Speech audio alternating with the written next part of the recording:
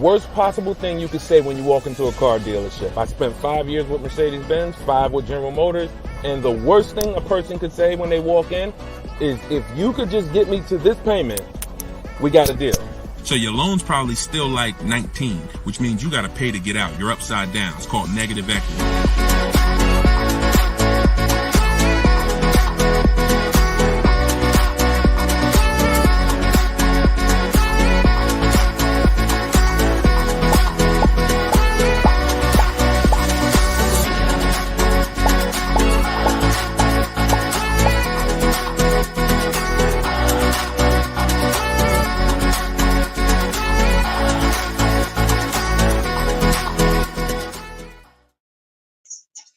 Welcome. Let me mute this because I got the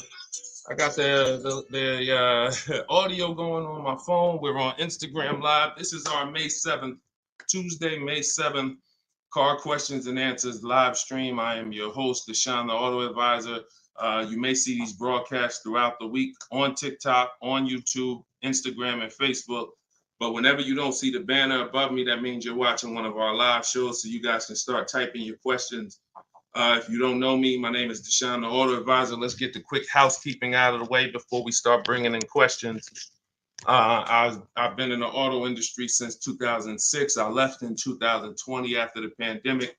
Since then, we've been focused on car shopping education, teaching you how to get the low market prices on your leases, your new cars, and your used cars by bidding and looking at multiple offers, making dealers and banks bid for your business versus how you've traditionally shopped. So that is what we do. I'm also the author of the pretty much 5-star rated digital book. It's called Cars from Home, and we're currently rated 4.94, goodreads.com. Just want to get the housekeeping out the way for those of you who don't know me. For some of you who've been on the show before on the stream, welcome back. But for those of you who don't know me, this is my new digital book. It's called Cars from Home. You can get your copy for 75% off the normal price by going to my Instagram bio, the TikTok bio, or if you're on Facebook or Instagram, you can actually scan this QR code, Facebook or YouTube. You can scan the QR code, or you can go to Deshone'sBook.com. We have a link in the comments for you. Lastly, I am the host of the masterclass, Everything You're Doing Wrong, Buying, Selling, and Leasing Cars. Some of you have asked, I share a lot of people who are using these strategies throughout the broadcast. Some of them are people who have my book. Some of them are people who attended my free masterclass, and some of them are in my car shopping school, Maps Academy. So either way, you guys can get anything you need from me in the bios or in the comment section. So let's get started, Dolan. You can bring in the first question. This is May 7th. So if you're just getting on, we are live on all 4 platforms, May 7th, 12 p.m. Eastern time. And you can share this with your friends. Tyler from TikTok, how are you? How does gap insurance work on a lease? Great question. Gap insurance covers the amount that you owe if, God forbid, the vehicle is totaled or stolen and they don't find it. So let's just say the car is only worth $40,000, but the actual cash value if the vehicle gets totaled is, $35,000. So if the insurance company is only going to pay out $35,000, the gap insurance would kick in and cover the remaining gap. So now most leases include gap insurance, but you never want to assume that the lease includes gap insurance. Whenever you are getting your offers from dealers, when you're getting your offers, you always want to make sure that you ask for them to include gap insurance. But yeah, that's the way it works. You want to make sure 99% of leases have gap, but you don't want to make that assumption. Always ask when you're getting your quotes that the gap insurance be included. All right, great question. Go ahead, Dolan. Next one. All right, keep sending your questions, y'all. I see you on Instagram. Those of you who are on Instagram, you click that thing that looks like a paper plane, and you can actually see that you can easily invite a couple of your closest friends to the broadcast just so they know about this information when they need it. Because 1 in 5 people are shopping for a car at any given time. So 5 people in a group, 1 of them is going to be shopping for a car, and we want to make sure you guys have the knowledge you need. Go ahead, Dolan. Guys, make sure you are typing your questions all in one question. Try to get it all in one question. What's up, Instagram? This one says new car parts are hard to replace. The dealership wants old cars back.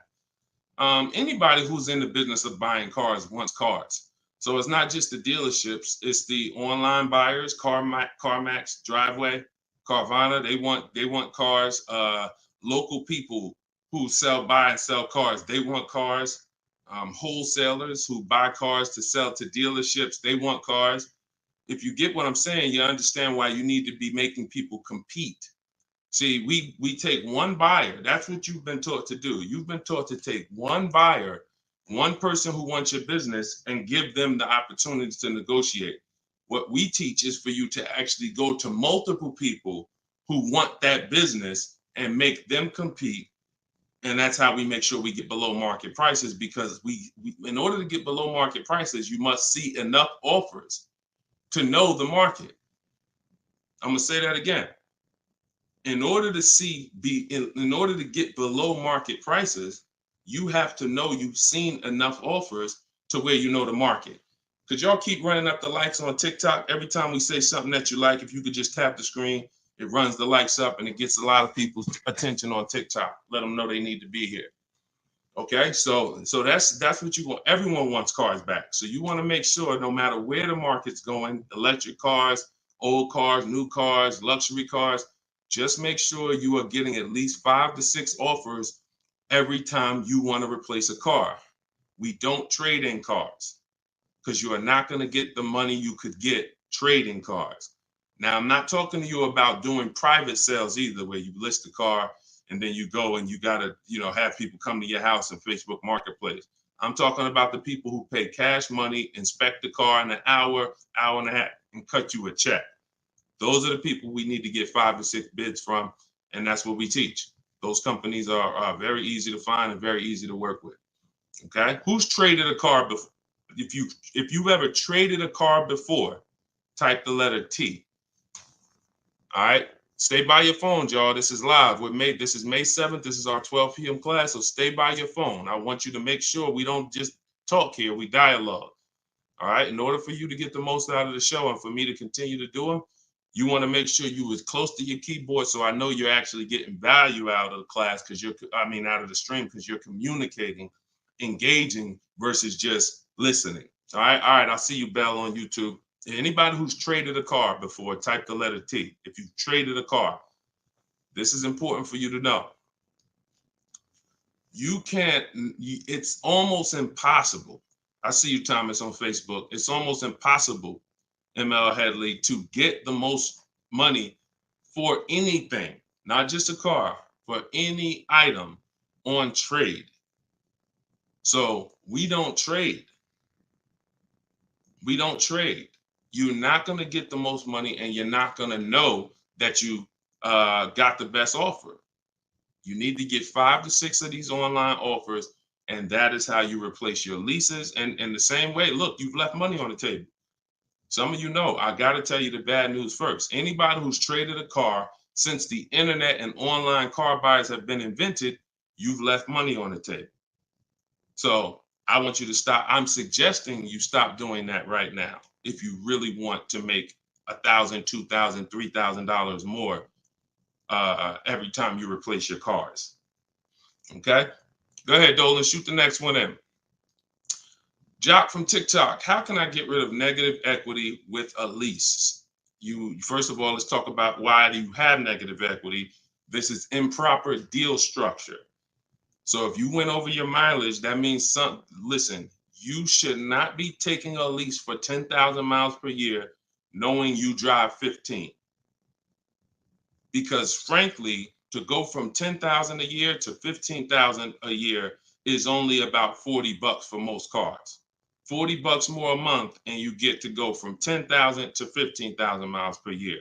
So it's no excuse that, taking less miles than you need and then having to deal with mileage penalties that you shouldn't have had in the first place. So we see. So our solution for negative equity is to always in most cases to roll it into a lease, because the cause usually for negative equity is you buy your cars. Somebody told you don't lease, you listen to them, but you don't keep your cars long enough to outlive the depreciation. So you buy your cars and you replace them, usually by trade, in a short period of time, 2, 3, 4, 5 years, 6 years, and that's too short of a period of time to replace a car because of the depreciation. But with a lease, you should not have negative equity. Negative equity is something, you have a penalty because you don't owe. Negative equity means the object you owe a loan on is not worth that. So you owe 20,000, but the car is only worth 15,000. In your case, you have agreed to drive 30,000 miles over 3 years, but you're driving 40,000 miles. You drove 40. So you need to pay that penalty in order for you to go to the next car.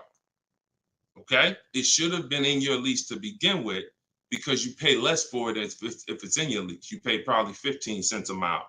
Where on a penalty, you're going to pay 25 cents a mile in a lot of cases. So what you want to do is you want to consider this. Staying in the car, waiting to the end of the lease, and if whatever your mileage penalty is, rolling it over to the next car as far as work your deal out. This is what I would be doing. One, I would do an equity assessment. Before we even talk about this, you need to do an equity assessment.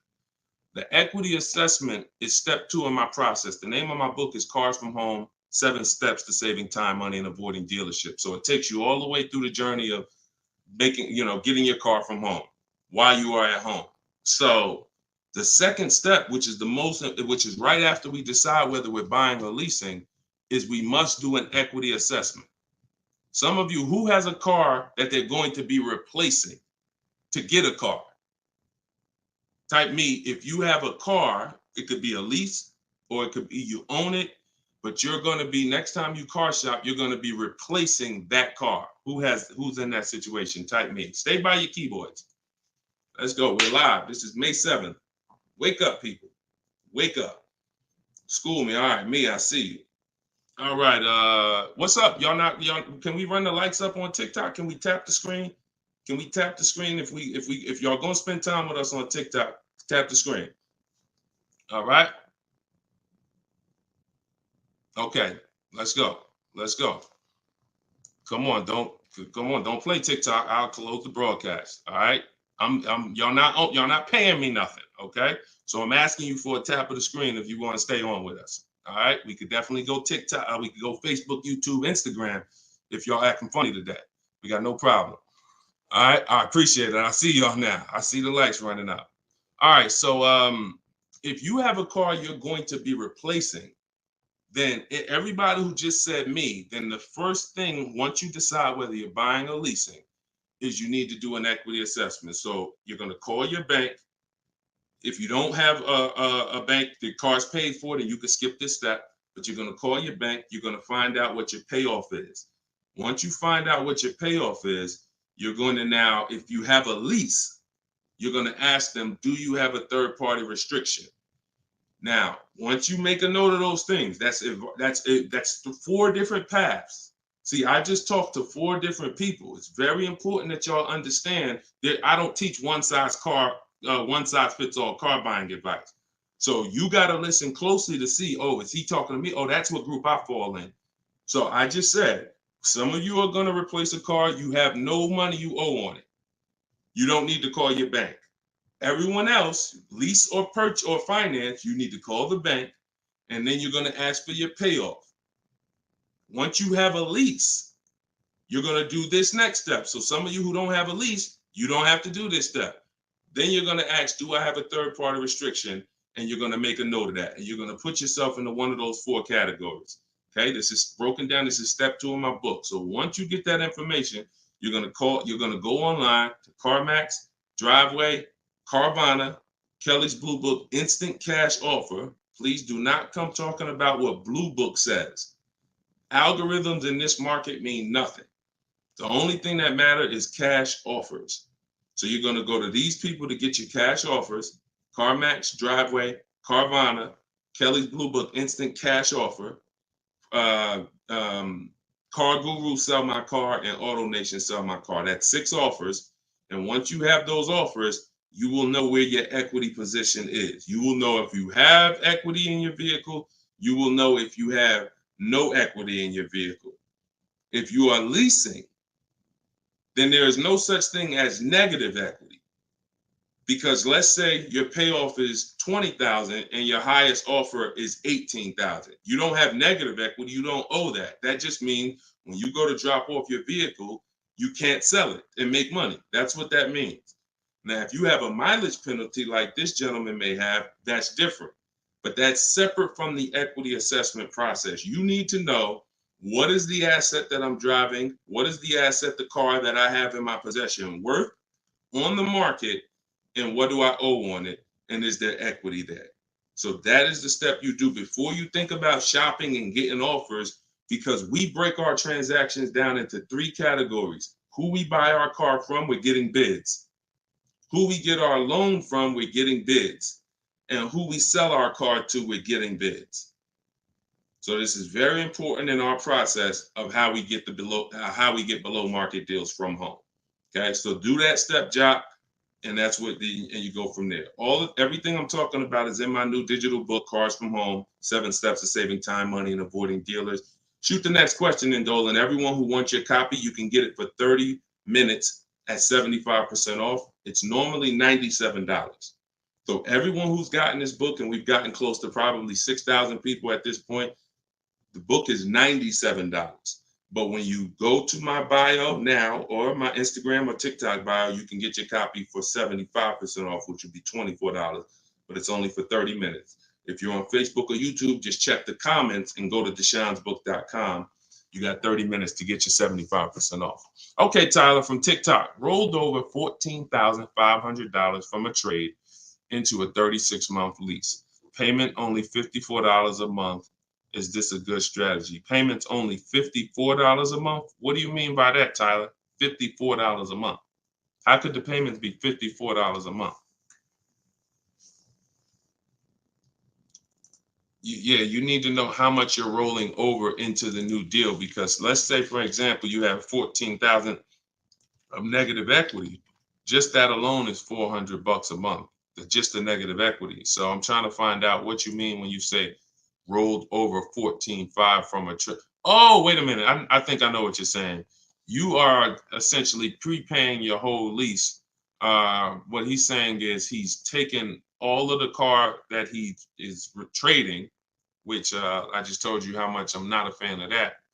But he's now essentially doing a one-pay lease, or you're doing a huge down payment.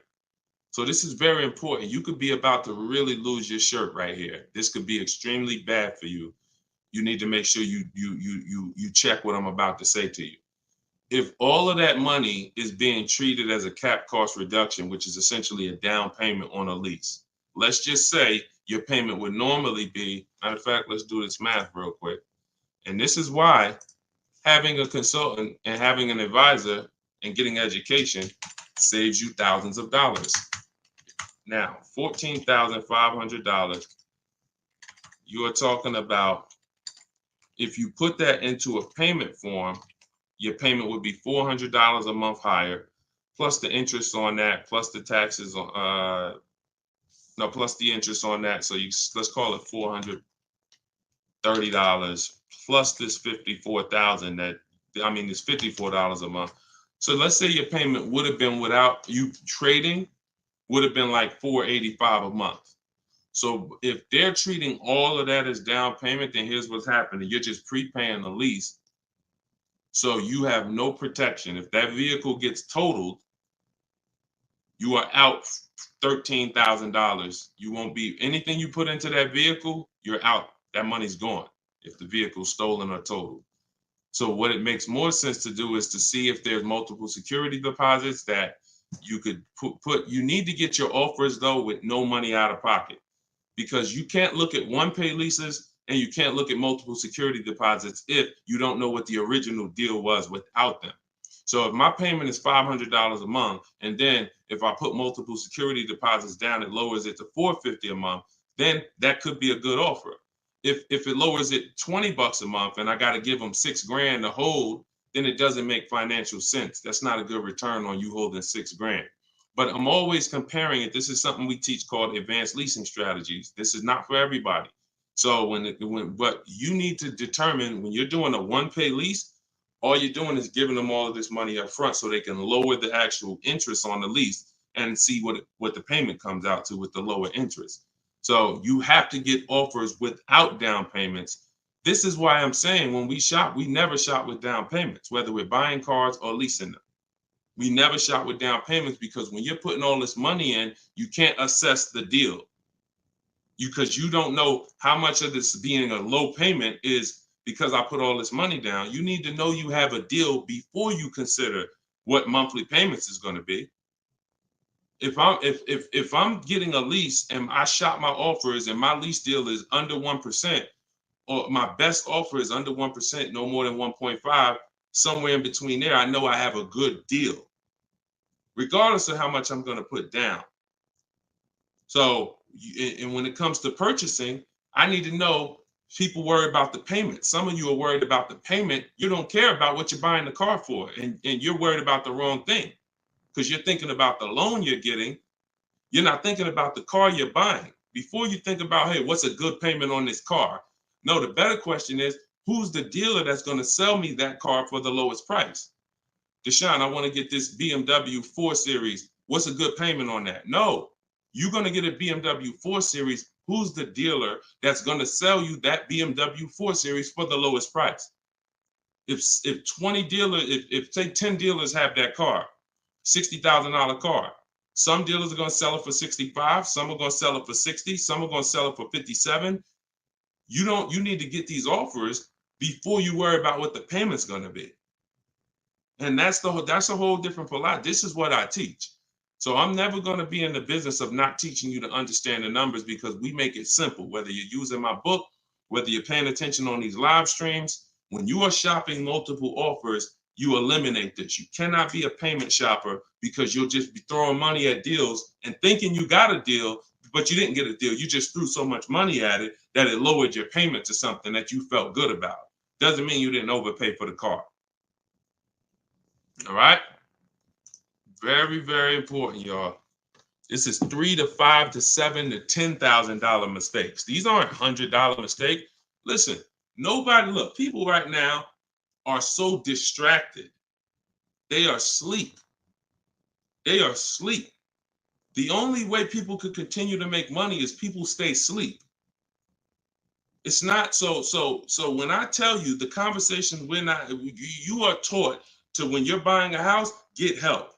Make sure you have a plan. Work with the best people. Get a home inspection, even if you're not going to buy the house, right?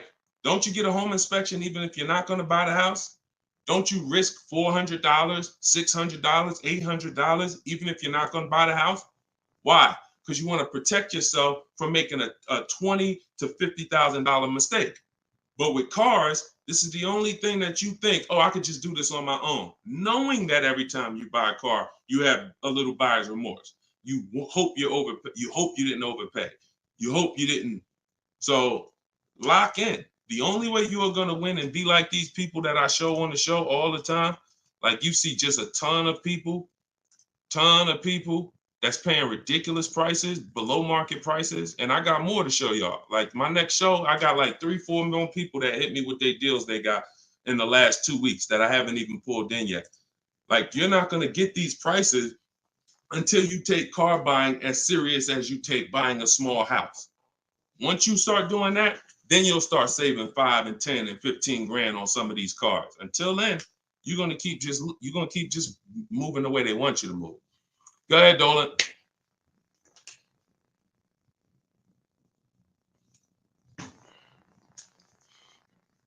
Is there any way to get out of a car with too much negative equity? No. Negative equity is what I call a bad credit for people with good credit. You could have an 800 score. If you have too much negative equity, you're not going anywhere. So the first thing to know is what's the cause. See, we could sit here and we can cure the problem, but until we know the cause, you're just going to go and you're going to repeat the problem. The cause is you're not leasing, but you're not keeping your cars 8 years. So what you're doing is you're losing on depreciation. Your car's value is going like this. You buy your cars, it goes down 15%, 20% the first year, 15%, 12%, 12% is losing thousands of dollars in value for the first 5 years. And then that's when you go to trade it, or that's when you go to replace it. So you don't keep the car long enough for it to start losing a little bit of value because somebody taught you you could just switch cars anytime you want. Buy them and switch them, buy them and switch them. This is a depreciating asset, and you're going to lose every time doing that compared to someone who's getting great lease deals. So if you're not, our rule of thumb is if you're not buying your car to keep it at least 8 years, you should be shopping for great lease deals, not purchases. So you need to know the cause. Now, once a lot of you figure that out, that that's true, and you learn that all of this bad structure has cost you, you're going to lease. You're going to say, Deshone, I'm not keeping my car 8 years. I'm leasing my next car. If you don't have too much negative equity, then what you should be doing is trying to cover the difference. So you're going to do that equity assessment process that I laid out about 10, 15 minutes ago. You're going to do that equity assessment process. If you only have a $1,500 to $2,000, $3,000 difference between your best offer and your highest offer, I mean, let's say you owe 20 grand, but somebody's going to offer you 18, then I would pay off the difference all day long because I'm still winning with a bidding system on there. See, when you get bids, even when you have negative equity, that's still you're still getting the most money for the car you can get, which means your negative equity amount is going to be the lowest it can be. So you always want to explore if I could pay the difference between my highest online offer and my negative equity, that's the best. Because once you can't do that, now you eliminate the ability to be able to participate in a bid because you have to trade. This is the only time where we have to trade because you need somebody to finance that negative equity because you can't pay the difference. You don't have the cash to pay off the negative equity. See, if I know that I can cover my negative equity by selling the car to CarMax and I pay $2,000 and I'm out of it, that means now I can get bids for my replacement car, which is what we do. So I can get the lowest bid for the car I'm buying, the highest bid for the car I'm replacing, the lowest bid for my interest if I'm buying. Once I have to trade because I have too much negative equity, I can't do that. I can only get the bid for the car I'm buying, and then I have to ask that dealer to roll my negative equity into the car that I'm buying. And the problem with that is that dealer is not going to win a bid. So even though CarMax may have been offering you 18, that dealer may only be able to offer you 16. So what would have been $2,000 of negative equity is now $4,000 of negative equity. That's why paying the difference is always best if you want to maximize the deal and get below market deals. That's it. But if you have too much negative equity, you can't do that. Now, it's very important that you understand something regarding the car you're replacing your negative equity with, the next car you're going to buy. You can see Sean uses our bidding strategy. He's in our private group. For all of you who want to know about my private groups and you have to attend, there's people who ask me, who are these people? You must attend my masterclass in order to be eligible to be in our educational course. So this is but what it is my book in video form with coaching. So the 7 steps are the same.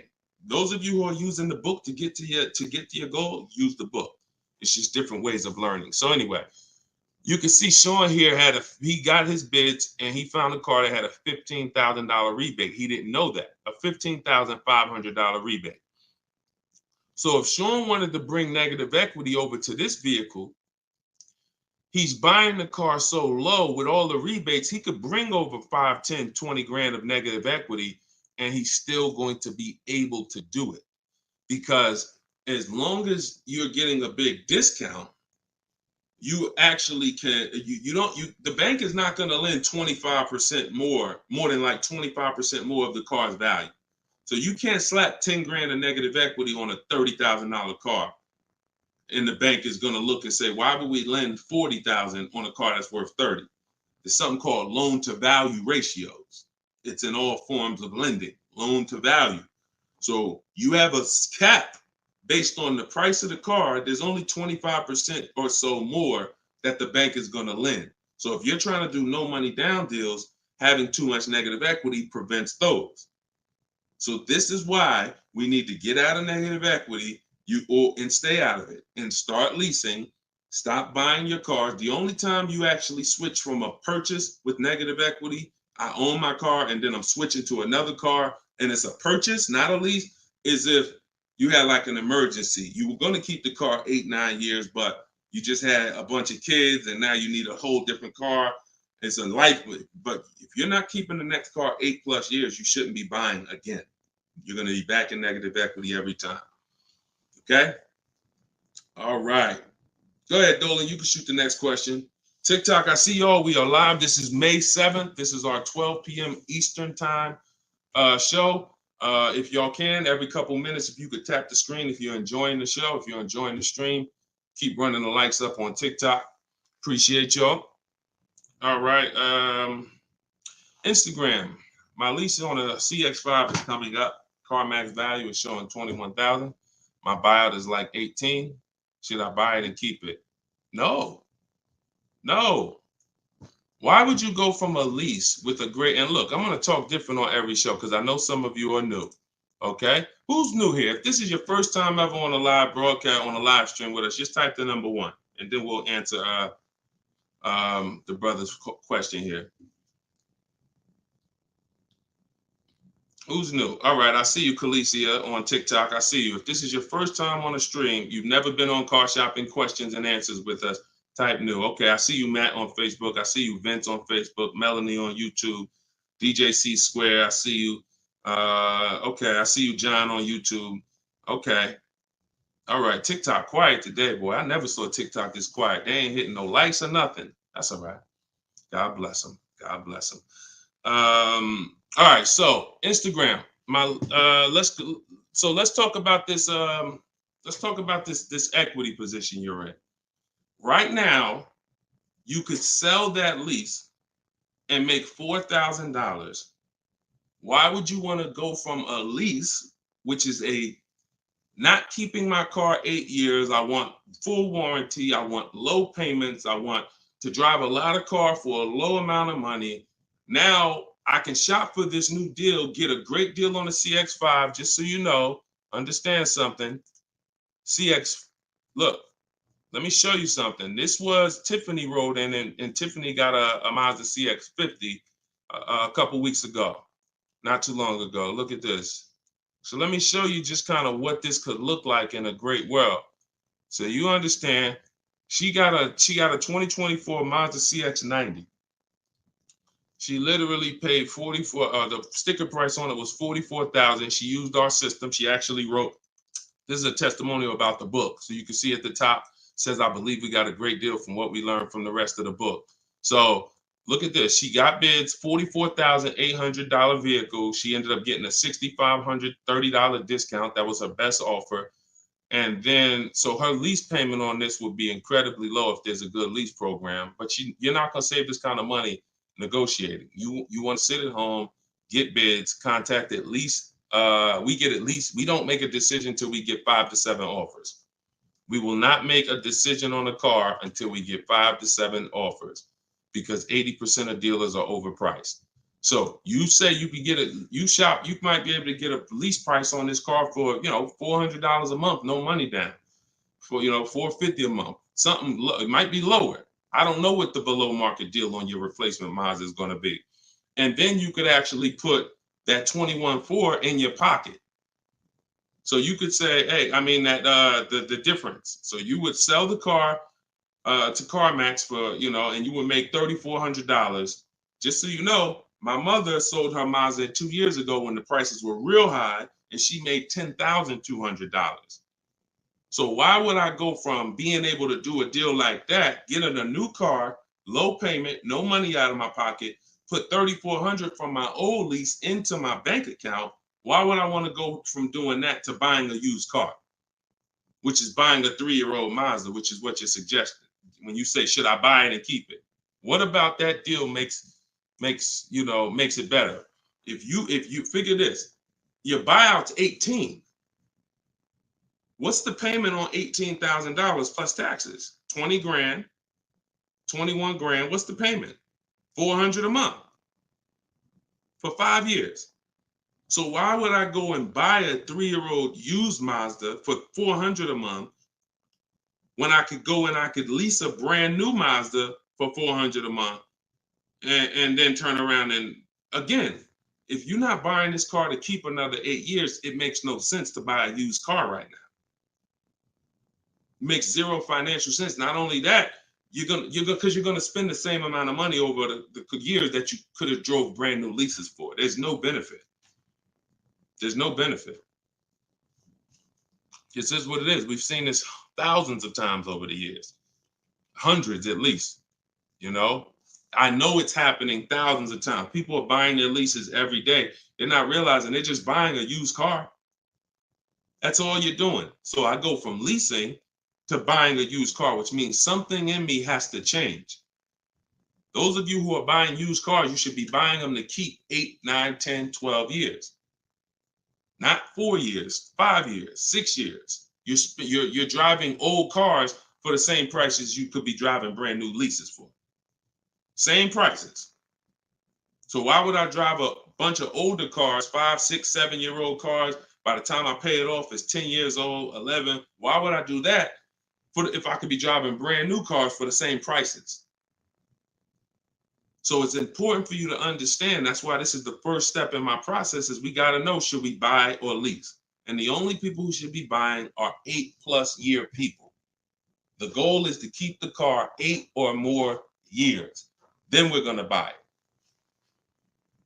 Yep. I'm here. I see you. You know, I always butcher your name, but let me just call you EP. EP, I see you. Go ahead, Dolan, shoot the next one up. We got a couple more minutes. We're on here for a couple more minutes. How do you negotiate a purchase online? Looking at a car 3 hours away and I'm not able to go in person. So what I would do, if you've done all the research to make sure that car is a great below market price, if that's a below market price, then what I would do is I would call and verify that there's no fake fees that are not online. So when you see a car that has a $28,000 price, we're going to call and make sure that what the fees are should only be tax, title, documentation fee. Tax, motor vehicle fees, and documentation fee should be the only prices, only fees. And once I verify that, what I'm going to do is I'm going to go home. I'm going to get out there immediately, and I'm going to see the car. And if it's a great price where I'm saving $2,000-3,000 above below the market value on those cars, then I'll go out there and I'll make sure that I post up in a motel for one day, because you never want to go out there and take the car immediately, because unless you're paying cash. If you are paying cash, that's different. But if you're getting a loan, we need at least one day to do our bank bidding process. Because you could go out there and say, all right, now this is the best price on a used car. Yeah, but now I'm going to pay 2 points, 3 points more in interest, letting the dealer get me the loan. So I'm essentially giving that $2,500 or $3,000 that I saved right back to the bank. I'm not giving it to the dealer, but whoever the bank is. So we always need one day to come home, let banks and credit unions bid so we can get the lowest interest rate. And then we call that dealer and we let them bid against it. But that depends on how you're going to pay. But that's the process. You get out there, you test drive the car. That's why all of our used car research is done from home. All of our used car research is done from home. By the time we get to the dealer, the only thing we're doing is going there to test drive the car and lock up the deal. The prices we've already verified is the lowest prices in the market. So once we verify there's no bogus fees, that's our process for wrapping up the deal. That's right, man. You know I'm always watching and unlearning and relearning, boss man. Appreciate you. I appreciate you, EP. Always a pleasure. All right, go ahead, Dolan. Yeah, some of you are looking for your used cars locally. There's no way you're getting the best prices. If some of you are looking for your used cars 25 miles, 50 miles, 100 miles, there's no way you are getting you're getting below market prices. That's just not enough inventory to look at for you to see, Oftentimes, it's literally a dealer that's an hour, 2 hours, 3 hours away who may not be in the city. They don't have the traffic that that person has, and oftentimes they'll have a below market deal because of their particular circumstance. So if you're just shopping 10, 25, 50 miles outside of your radius, that's just not enough of a radius to get the below market deals. My brother leases up, he's over miles. Equity assessment. That's it. I just went over that about 20 minutes ago. I can't go over it again because there's people who watch the stream and it's not fair to them, but we do have this stream on replay. If you go to YouTube or if you go to my Deshone the Auto Advisor Facebook page, and you can find the section that I did only on that. Okay, it's called the equity assessment. We had another person on here that's over miles. And, once you do that equity assessment, then you want to weigh that, compare that to what the mileage penalty is. Because some people, the mileage penalty is only going to be $750, $1,000, $1,500. You could have that rolled into your next lease offer. What you do is just negotiate your best lease offer and then say, hey, look, I need you to cut a check for, $1,500 to my old lease company. Now that's going to raise your payment. So if I got a below market deal, let's say, give you an example. Let me show you with a real life example. So, so Charles, let's say Charles, he gets his Hyundai Palisade, he gets it for $597 a month, but he has a mileage penalty of, $1,500 that he needs. This dealer who won his business, he needs them to pay that to his old lease. So they're going to cut a check for $1,500, but that payment, that $1,500 now goes into his new deal. So it's just like negative equity. It's going to raise your payment up, which is why we bid this out and we don't bring stuff over. We don't bring mileage penalties over until we have already found the dealer that we're going to buy our car from, because they've given us the biggest discount. But yeah, that's what you would do. And whatever the mileage penalty is, you're adding it to your next lease. So you're paying it either way is the point. You're not getting out of a mileage penalty. It's just all about and the only way you can get out of it is if you sell the car. So that is how you get out of it. Because when I sold my Jeep Grand Cherokee lease, I was over miles by probably, I think I had 42,000 miles on it, and I contracted for like 39. But that's because I extended the lease. And when I extended the lease, I was doing more driving, and I just said, I knew I had so much equity in the car, because again, that's when cars were worth literally $7,000 to $12,000 more all through the pandemic. 2020, 2021, 2022, we had people cashing out, making $8,000, $10,000, $12,000. Some of you might have saw some of our videos and used what we were teaching there. So once you do that, that's the only way you get out of a mileage penalty is you sell the vehicle, and then it's all whole. But if you're not doing that, that mileage penalty is going to be paid. It's just what I just told you is a way to get the deal done without having to pay the mileage penalty out of your pocket. You're rolling it into your next deal. All right, go ahead, Dolan. All right, y'all, this is our Tuesday 12 p.m. stream. We're on here for a few more minutes. Keep your questions coming. Try to get to as many as we can. Everything I'm teaching y'all, if you guys do not want to remember this, if you're like, Deshone, I want something where I can see step-by-step your plan, you want to go to deshonesbook.com. We got the banner on the screen. If you're watching us on TV, you can scan the QR code with your phone, and you can get my new book. It's a digital book called Cars from Home, 7 Steps to Saving Time, Money, and Avoiding Dealerships for 75% off. So you'll get it for $24. You won't pay the normal $97, but it's only for 30 minutes, okay? After 30 minutes, it's normal price.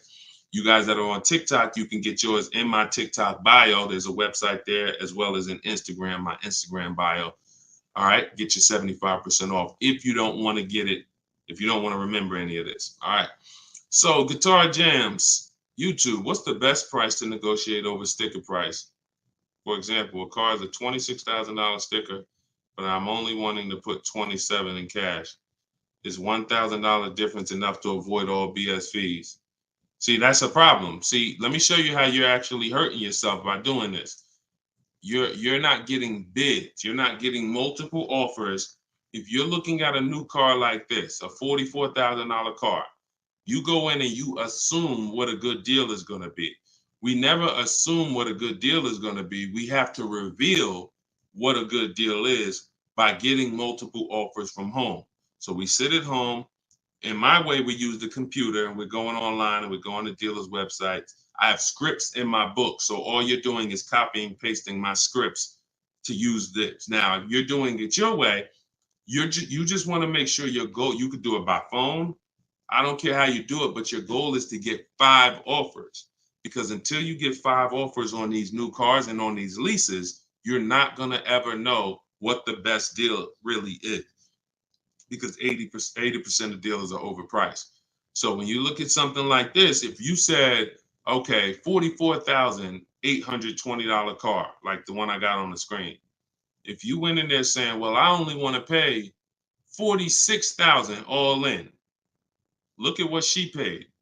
She paid net $40,300. Look, this was her base price. She got $38,289. Her net price was $40,300. So if you would have went in here on this car saying, well, it's 44, look, I'll give you 46,000 all in, you would literally have overpaid more than Tiffany by $6,000. Let that sink in. You can't go in feeling for the bottom, brother. You will certainly get somebody will take a vacation on you. Their commission they're gonna make, well, that's probably an $8,000 profit deal to the dealer, $6,000 profit to $8,000 profit, and somebody's getting a $1,500 commission on you because you just went in. Oh, let me guess what I think a good price is going to be. Not knowing if there's any rebates on the car, not knowing anything about it. I'm just going to guess. Look, what if Sean would have went in? Look, what if Sean would have went in talking about, this truck is $73,000. I'm gonna offer them $73,000, but they gotta include all the tax, all the fees. I'll give you the asking price, but you gotta include all the tax and fees in. Look, he ended up getting with bids $57,000. He would have overpaid by $20,000, $15,000. And I'm sorry to tell you that some of you are doing it every day. You've done it on all your cars. You've overpaid, not using these strategies. And I want you to stop. You're free to do what you want to do. You want to stay in the old way. But the people that you see that are getting these deals, these people that are posting, listen, when you get a great deal, you post the deal. See, when you get a car, pay attention, y'all. Pay attention to what I'm about to say. It's very important. When you actually have strategy to get great deals, you actually post the deal. This is our private group where we post our deals. Look, people are not just happy about the car. Look, Eddie, I ended up getting multiple offers, got a Toyota Camry hybrid. This was last year when these cars were literally on fire. Look, quote, getting quotes as high as 10 grand over sticker. Look, I got $2,086 under sticker. $10,000 over sticker was his highest quote for this Toyota Camry hybrid. There are people who paid that. There are people that paid 5 grand over sticker for the same car Eddie got. There are people who paid sticker. Thought they were getting the best deal. Man, I got mine for sticker. He got his $2,086. Some of you who might see this broadcast, you might have the same car. Deshone, wow, man, I got that same car. I paid 4 grand over sticker to get mine. Yeah, Eddie at the same time, same year, paid $2,086. Sorry to tell you, but you overpaid about 4 or 5 grand. This is real. We're not sitting up here doing this talking about hundreds. There's nothing y'all hear me talk about in these streams that had hundreds of dollars. And frankly, unless you are rich, you can't afford to lose $2,000, $3,000, $4,000 every time you buy a car. You can't afford it. This is where you're losing. So what I would tell you, Guitar Jams, is do what I just said over the last 10 minutes. Get bids.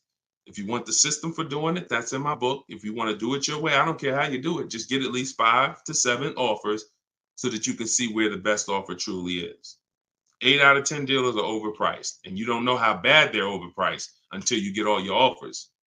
10 grand overpriced, 5 grand overpriced. All right. Go ahead, Dolan. Shoot the next one in.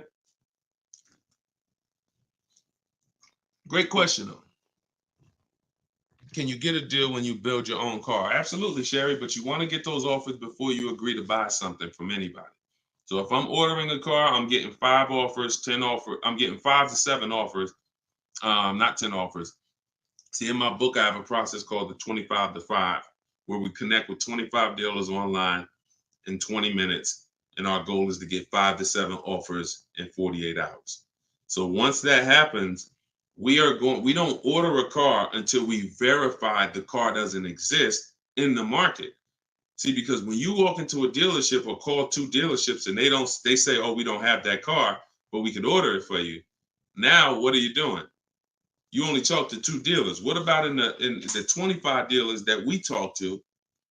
What if 7 of them or 10 of them have that car? So you just talked to 2. Now they got you ordering a car. We don't order until we talk to these 25 dealers online and they tell us, hey, nobody has it, or it's only 2 out there, then we might order. But that car could be sitting right around the corner from you, or 30 minutes away from you. People could have 5 of them. An hour away from you, people got 3 more of them. But because you're just local, you think, oh, I need to order this. We don't order until all of those dealers tell us we don't have that car. And then when we send out our order request, we're getting quotes from all those dealers. So we're getting probably at least 10 offers. When we go to order, we're probably getting 10 offers because all of those dealers we've already been talking to. And any of them could order us a car. I had a young lady 2 years ago, no, last year, the new BMW came out, the new BMW X4M, and she got quotes. And to order, nobody wanted to give her below sticker price. Some were higher than sticker. The person who won the bid was giving her $3,000 below sticker. But the car had a bad lease program though, so she ended up not getting it. But $3,000 below sticker. If she was purchasing that car, that would have been a ridiculous deal. Brand new BMW, new body style, $3,000 below sticker. But that's bids. And we do that in 45, 60 minutes. Before you even get home from the grocery store, we already got the bids, and we're not putting in 60 to 90 minutes to get this done. So my process is not just money, it's time. I don't want to spend more than 60 minutes to get a car. And I could get any car, any price. All of these people that you're seeing, Danielle, Kimberly, Bonita, all these people right here, Charles, they could get that Zafrina, they could get these cars, they could get these same deals that y'all seeing, and they're probably 90 minutes. Some of them might be 60 minutes because it was their first time, second time, some of them. Second time you get it, you're probably 60 minutes because it's a repetitive process.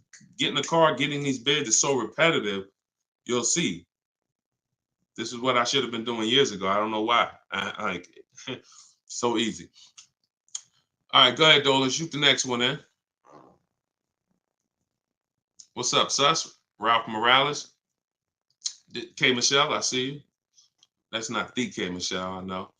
What's up, John? I see you. Steps if the lease has a third-party restriction. So if the lease has a third-party restriction, we're going to get bids from whatever dealerships make the car. So if there's a Nissan and I have equity, if I have $2,000 or $3,000 or $4,000 in equity, then what I'm going to do is I'm going to call and I'm going to get bids from the local dealers, because a third-party restriction means that it doesn't mean you can't sell the car. It means you could only sell to a local dealer who makes the car. So we still get bids. We get 3 to 5 offers from used car managers. And whoever makes us the best offer gets the car. And then they'll cut us the check for any equity that's in the car. But we always need to get the offers online, because that's going to tell us if we should even be pursuing. If we don't have any equity, or it's at a break even online, there's no reason for us we don't have any equity in the car. We're just going to return the lease. But the process of doing this is to prevent what a lot of people have done. You dropped off your car 2020, 2021, 2022 at a dealership. If you dropped your old lease off and you didn't do an equity assessment, chances are you gave up a lot of money. And some of you are like, well, Deshone, I did that. I gave them back my old car, but then they gave me a great deal on a new one.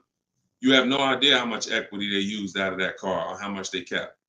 It was, like I said, my mother had $10,200 in equity. She could have literally, they could have gave her, if we would have went into a dealer, they might have gave her 4,000 of the equity and kept 4,000 if we were lucky. So, doing an equity assessment before the lease in process is to prevent giving away any equity when we drop off our lease. All right, go ahead, Dolan.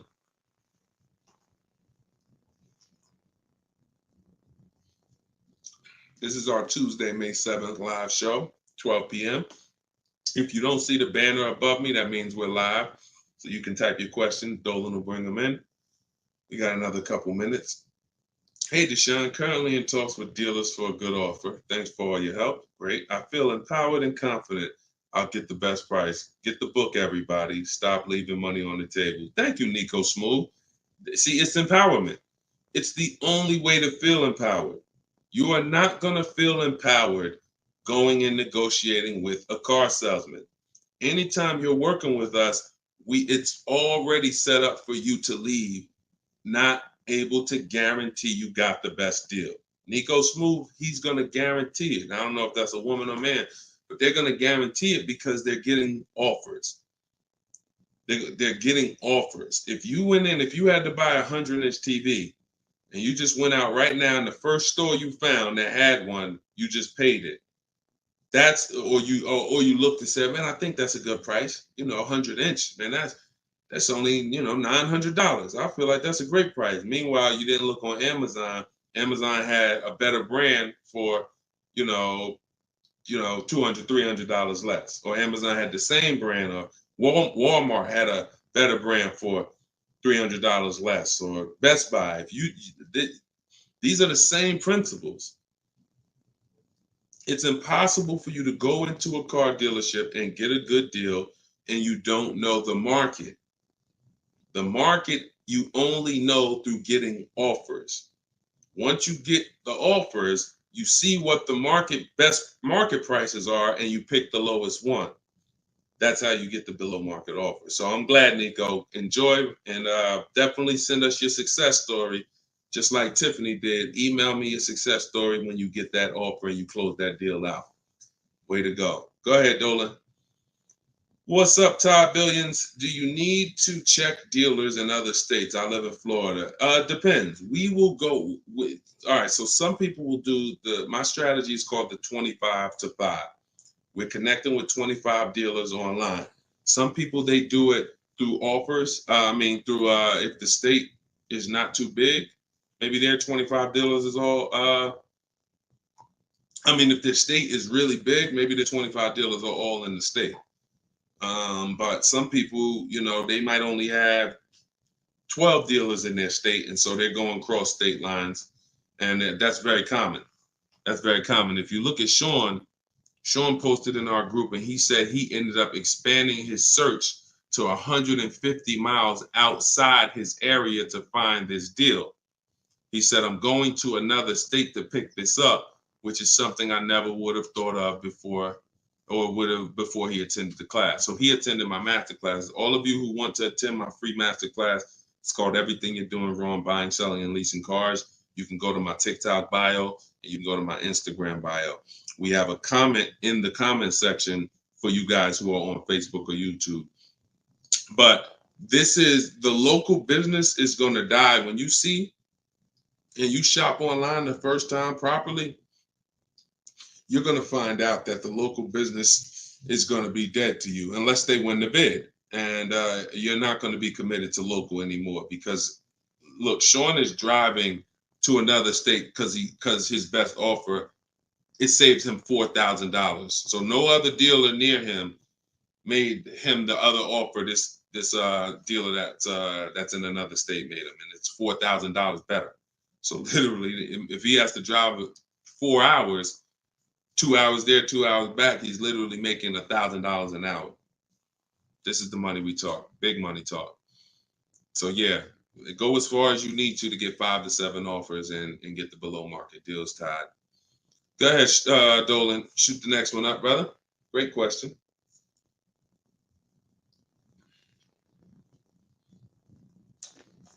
This is Charles Harris on YouTube. How are you? Hey, Deshone, why you don't have PayPal for a payment method?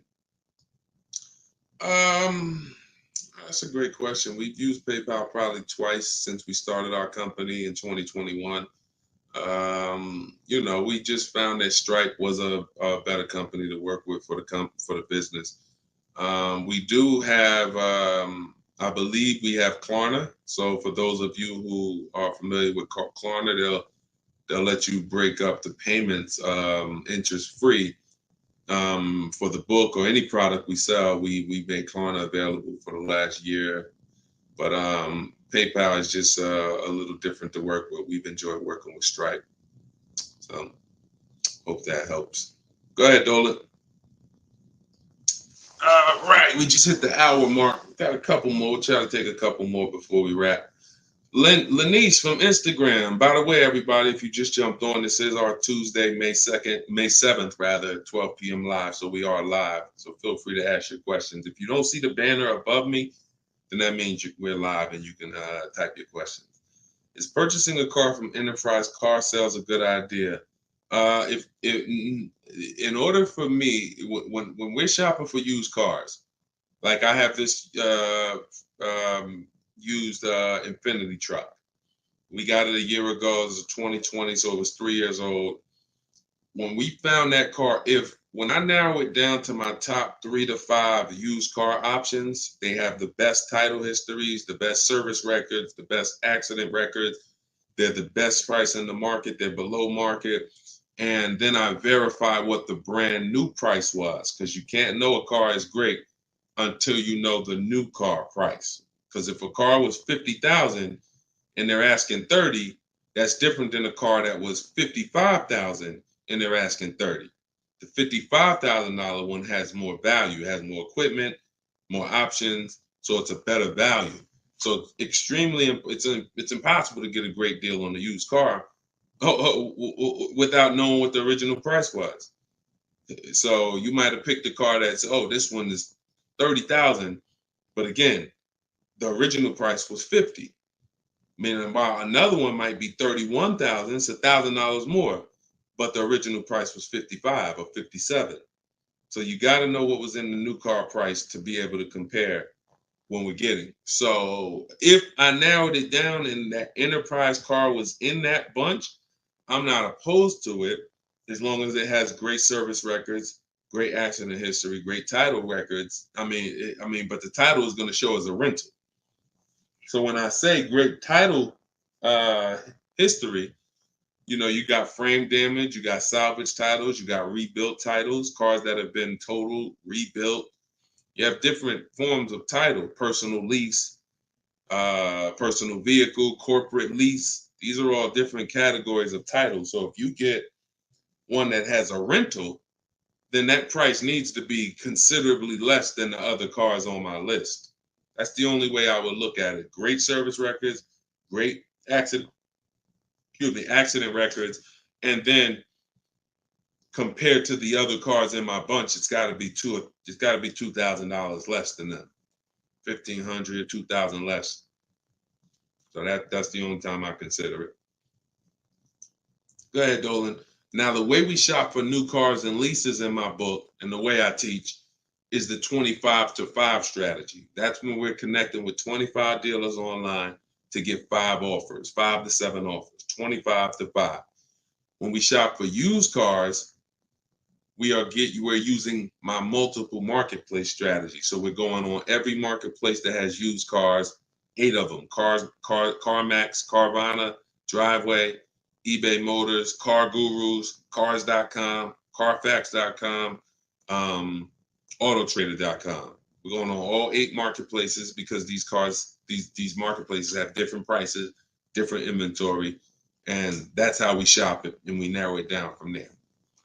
All right, Fo from TikTok. Best way to trade a vehicle and not be upside down. We already had 2 questions about negative equity. So what you want to do, Fo, is either go to YouTube and go to Facebook. The replays are there once we end the show. Just find somebody who had that same question. Somebody asked about replacing the car that they had negative equity on. Upside down, negative equity, same thing. Just 2 different terms. Go ahead, Dolan. Everybody getting value out of the show. If you're getting value out of the stream, type $signs, type a $sign. If you're getting value out of the stream, type a $sign. All right, everybody getting value? All right, I see you. Perfect. Good. Good. I see you, John. I see you, Tracy. All right, I see you, Sterling. Yep. I see you, Charlene. I see you, EP. Perfect. Glad everybody's getting value. Charlene said, thanks for the education. I just finished the first read of your book. Now I will start the process to buy a new car following the 7 steps. Congratulations, Charlene. Way to go. Now, some people choose to go the book step by step. So the last step that Charlene just said, step 7 is delivery. So you're not really getting, some people do this. And I can't, it depends on how you learn.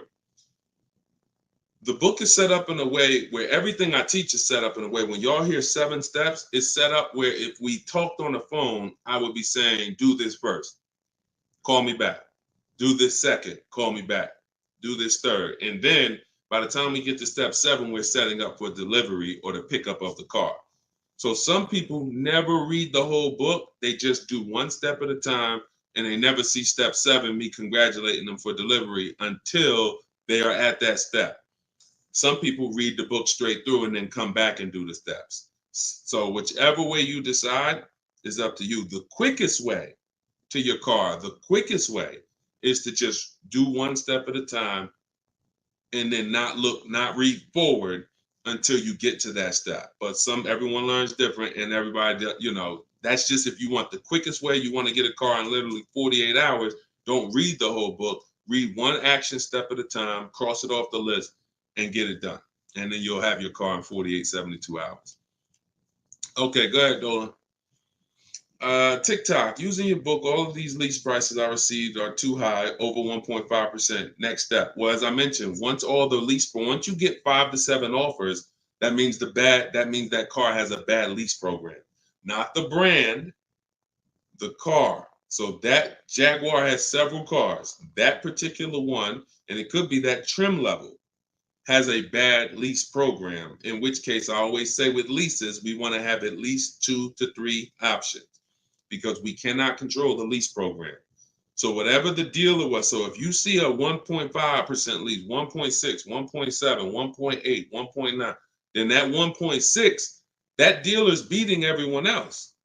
They're selling you the car less than everyone else. But if they're at 1.6, then that means their lease program is bad. That's why we always get 5 to 7 offers. If they're all over 1.5, that means the lease program is bad. And we do not lease cars with bad leasing programs. We go to our next choice, because you'll see, literally, it's day and night. A $60,000 car could have one lease price of $900, and then you have a $65,000 car like Frena got, $65,000 vehicle. She paying $579 a month. 2024 Jeep Grand Cherokee. Got it a little while back. So this is, lease programs make the difference. What we do is use bids to get the lowest price on the cars. We're gonna always get that. But once we can't control the lease program. So we always have 3 options. With purchasing, we don't need 3 options, because once we get our bids, we're gonna just find a dealer that's gonna be the lowest. Nothing else matters. We don't need to worry about a lease program. Go ahead, Dolan. German Tink from TikTok, I see you. If our credit is not good, I feel like we don't have room to negotiate. True? No, your credit, you do. You see, again, we're mixing the loan with the price of the car we're buying. That's where you're going to overpay. Because if you have a loan, you have bad credit, the only thing that should be affected is the interest you pay on the loan. That should be between you and the bank, the lender, not between you and the dealer. So what your job to do is, if you have bad credit, the lender you get your loan from is going to tax you for it. You're going to pay higher interest than what someone with good credit would pay. But what you should not be doing is overpaying for the car because you didn't get bids. So you can get bids for your car, and then you can use a company that gets deals done, that gets people loans, even with bad credit. And you know, I use Limbuzz. I recommend Limbuzz. I don't use them. I recommend them.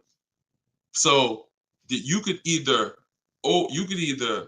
pay a high interest rate and get a great price on the car, or you could do what most people do: get a bad price on the car and pay a high interest rate because they're going and they're shopping desperately. So in my process, we would get with Limbuzz, get our pre-approval with Limbuzz, and then we would go and we would shop and get bids to make sure we're finding the lowest price on the car. See, once you learn what we're doing and you start doing what I'm telling you, using what we're talking about here, you're going to see the car price is independent from the loan.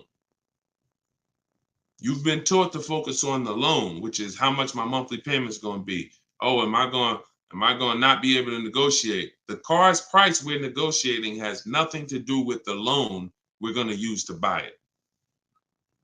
Okay? So everything that I taught from today, guys, is in my book. It's my new digital book. It's called Cars from Home. You saw it if you were here earlier. We're rated 4.94 on Goodreads.com.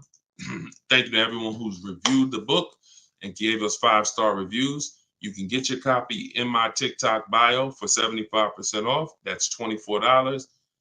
It'll be in your email in 2-3 minutes, in my Instagram bio. But don't let that timer run out, because then the price does go back up to $97. You can get yours for 30 minutes. And the same thing online here on YouTube, Facebook. We have the banner here. You can scan this QR code with your phone if you're watching us on TV. And this is what we do, y'all. We do these shows throughout the day. You can see on what time we'll be live. So we'll be back for the next one shortly. And make sure when you see us, you hop on and ask your questions, all right? But let's go get these deals. Shout out to everybody who's committed to unlearning and relearning. In order for you to win with what we just talked about, you have to unlearn the way you were taught to car shop. You have to unlearn that and relearn the new way. All right? God bless y'all. Enjoy the rest of your day. See you soon.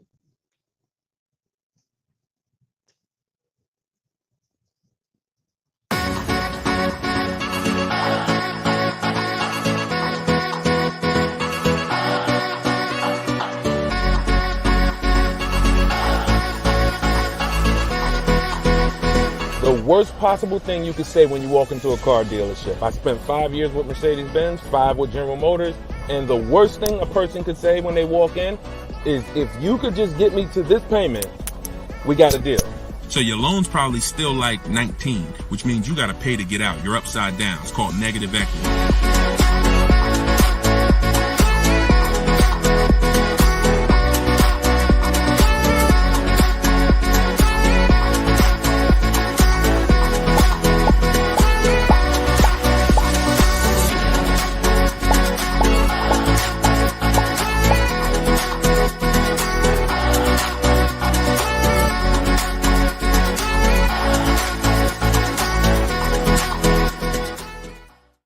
Next 12 months, if you are car shopping now, or in the next 12 months, I want you to type a 1 in the chat as you come in. My name is Deshone the Auto Advisor. I do these live streams throughout the week to answer questions when it comes to car buying the new way.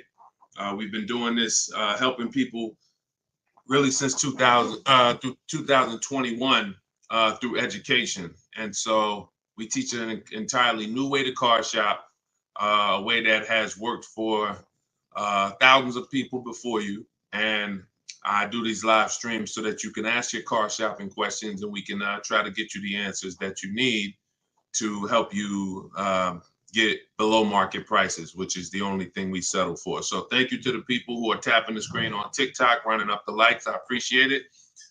We have Dolan moderating in the back, so you guys can start typing your questions. Everything I'll be talking about is out of my new digital book. It's called Cars from Home, 7 Steps to Saving Time, Money, and Avoiding Dealerships. Thank you to all who have reviewed the book on Goodreads, putting the review page up now. Thank you for helping us have pretty much a 5-star rating. And everyone, as you're watching this, you can get your copy. If you like what you're hearing, if you like this new way that you're going to hear on these streams of how to car shop, you can get your copy of my digital book for 75% off in my TikTok bio, my Instagram bio, or we have a banner up for you guys. Or you can go to deshonsbook.com. So no matter where you're at, that's your special offer. All right. So Dolan, you can bring the first question in. I see you, Paper Chaser. Welcome to the broadcast. I see you, Benjamin, on TikTok. I see you. First time people. Welcome to all the first time people. If you your first time here, type of 1. Mario Soto, I see you on YouTube. Welcome. This is Chris on Facebook. Hey, Deshone, are dealerships willing to order a car for you if they don't have a car with the options you want? Everyone is usually willing to order a car because every dealer can order. But you want to make sure whenever you're getting an order quote, you're getting at least 5 offers. 80% of dealers are overpriced. So you want to make sure you're always getting on a brand new car 5 offers. And then you'll see how different they are. I had somebody who, I think we're on episode 17. This is episode 17 of Car Shopping Questions and Answers. So on last episode, I spoke about a young lady who ordered a BMW when it first came out last year, the new body style new body style X4. And through bids, she saw multiple offers. Most dealers were charging her $2,000 over sticker price. But once she got her 5 offers, at least 5, she probably got set 5 to 7. Her best offer was $3,000 below sticker. So I always say when you're shopping the right way, it should be a $3,000 to $5,000 to sometimes $7,000 difference between your best offer, which is the below market offer, and your highest offer, which is, the highest of all the other offers. So that's when you know you're shopping correctly. So make sure when you're ordering, you're following that model so you can make sure you're getting your best price. And you do this right from home. You could do it by phone, or you could do it my way, which is using the dealer's computer, the dealer's websites. We do copy and paste models to get quotes directly with dealers, speaking with them on their website. So as long as you do it, that's all that matters. All right, great question. Shoot the next one up, Dolan. Let me open up my phone on Instagram. My phone battery is low, but hope. Okay. Yes, everybody. This is our Tuesday, 7 p.m. live stream. So this is live. Whenever you guys don't see the banner above me, then that means we're absolutely live, and you can ask your questions. We rebroadcast these streams all through the day, so you can send your friends, family to them. But whenever you don't see the banner above me, that means we're actually live, so you can ask questions. Okay, go ahead, Dolan. This is from TikTok.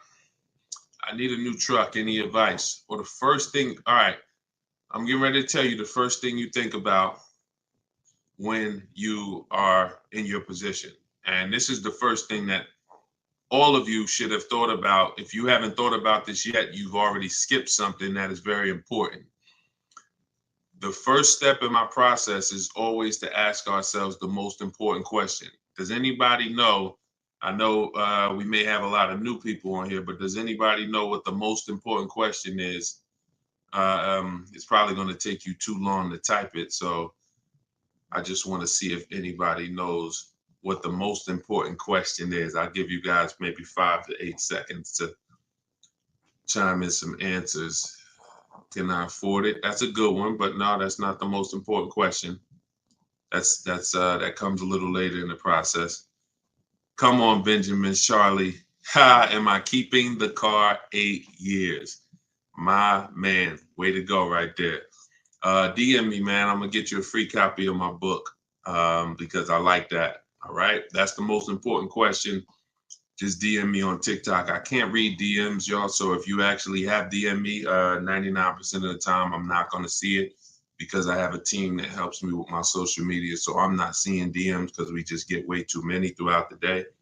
But in your case, yeah, send me that. Yes, but that's the most important question because here's the thing. The first thing you want to think about is how long you're going to keep it because you're about to buy something that's going to go down in value. You're not going to get the most value out of it until after 7 years. That's when you're going to get the most value. Everything before that, who knows, you know, when I break these things out, I'm showing you the depreciation curve. And this is how your vehicle is losing value. So if you buy a new vehicle, it's losing value like this. If you buy a used vehicle, it may be losing value like this, but it's going down thousands of dollars every year. So until you keep the car long enough, some of you are just not keeping your cars long enough to win, because you're turning around and replacing your cars while it's still like this. You're still losing $2,000, $3,000, $5,000, $7,000 a year, depending on the price of the car, in depreciation. Now, when you keep your car long term, you're going to beat depreciation, because eventually your car starts to, like, who has a car outside right now that's at least 8 years old? Who has a car outside right now that's at least 8 years old? Type how many years old the car is. I just want to demonstrate something, because if you skip over this, you're not going to be able to get a good deal. You can forget it. I'm telling you right now, I call this the most important question. If you get this wrong, forget about getting a good deal. It's impossible. And I'm going to explain why. This is not, if some of you are new here, I don't need to hype anything up. I love math. So I make math simple. You might not love math. I love math. And I know that when it comes to cars and buying versus leasing, it's a numbers thing. It's a math thing. And I'm telling you that if you're not going to keep your car long enough for the depreciation to level out, like you can see Chris here on Facebook, he has a car 10 years. Carlos, 10 years. Tyranny on YouTube, 10 years. Okay.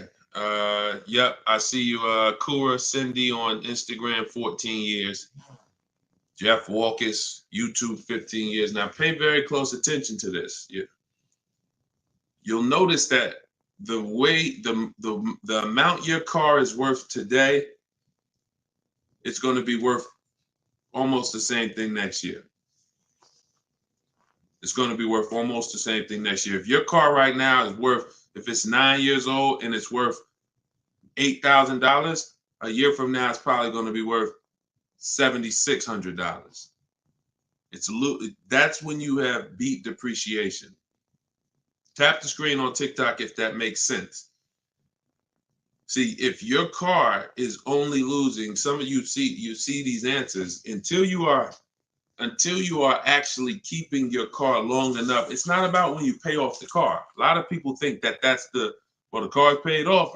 It doesn't matter. The value of the car is going down. This is why I call this the unseen expense. Depreciation is the unseen expense. And so how do we beat it? You can't replace the car in 2 years, 3 years, 4 years, 5 years, 6 years, 7 years. Can't replace it. You have to replace it either after that, or if you're not going to keep it that long, you should be shopping for a lease. And I'm going to show you the numbers before we move on from this. I'm going to make this point very clear. Now, this is step 1 in my book. This is why if you don't get this step, you cannot get a great deal on a car. So Instagram, I just want to let y'all know that if you're enjoying what we're doing, there's a button that looks like a paper airplane at the bottom of the screen. If you could hit that and just quickly in 10 seconds, tap 3 friends or 1 friend, anyone, I don't care. Just invite people over, because I know they'll appreciate it. Because a lot of you guys have friends right now that are outside in dealerships getting overcharged as we speak.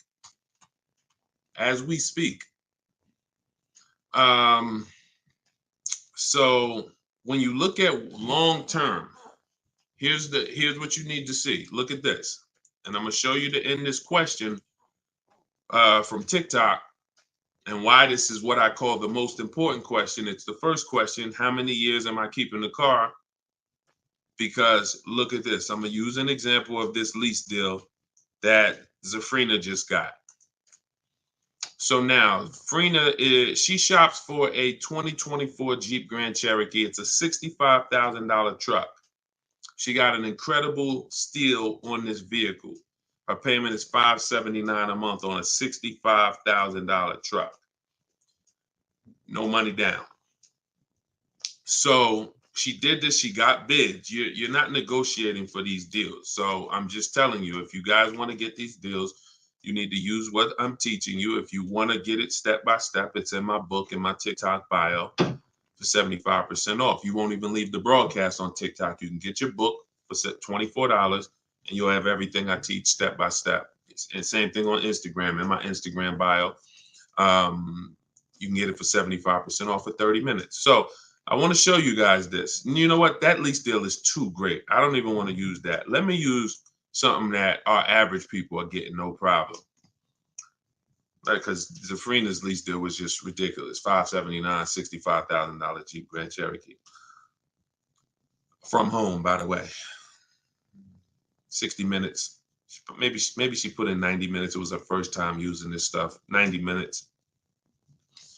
So Danielle got $550 a month. First payment was all she gave them, so there was no money down. She got an Audi A3, $44,000 new vehicle. She's paying $550 a month. Now I'm gonna ask you guys a question.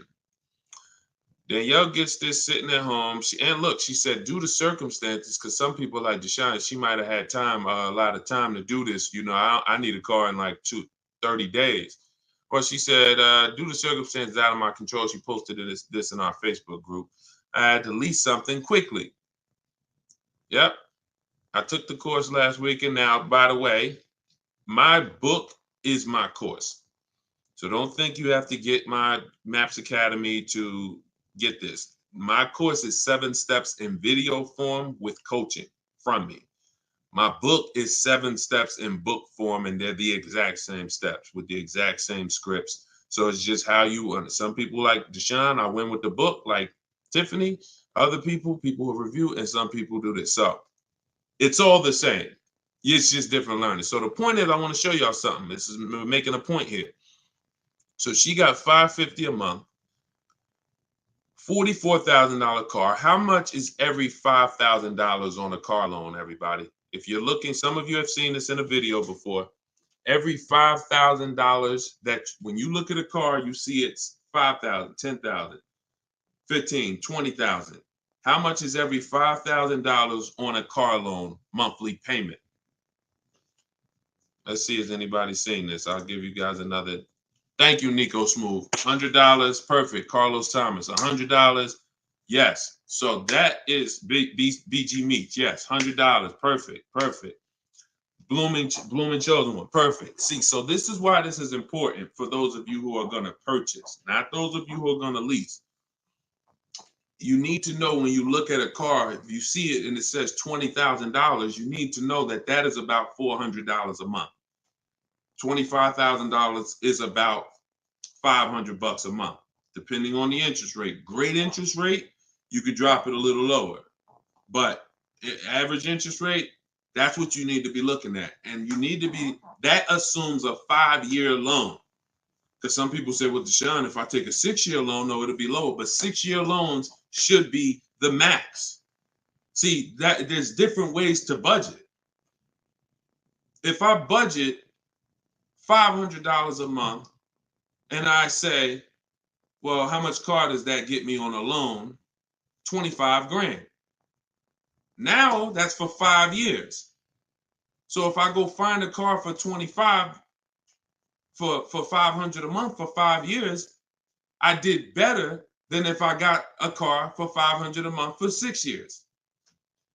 So there's different ways to raise your budget. I have something in my book called The Perfect Budget. I created a calculator. It walks you through what I just said. See, what I just said is very important. Knowing how much you can spend if you get a 5-year loan, and then saying, all right, if necessary, I'll go with a 6-year loan and bump myself up, but I'm still below my max budget. But I'm not going $500 a month for 6 years.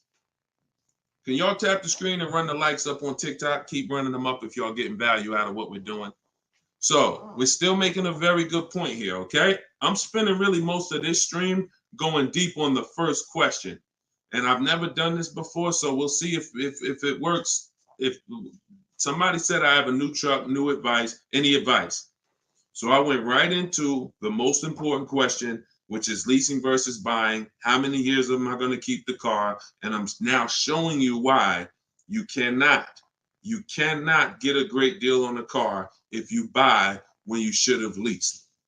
So let's wrap this up. So we can see here, Danielle got $550 a month on an Audi, no money down.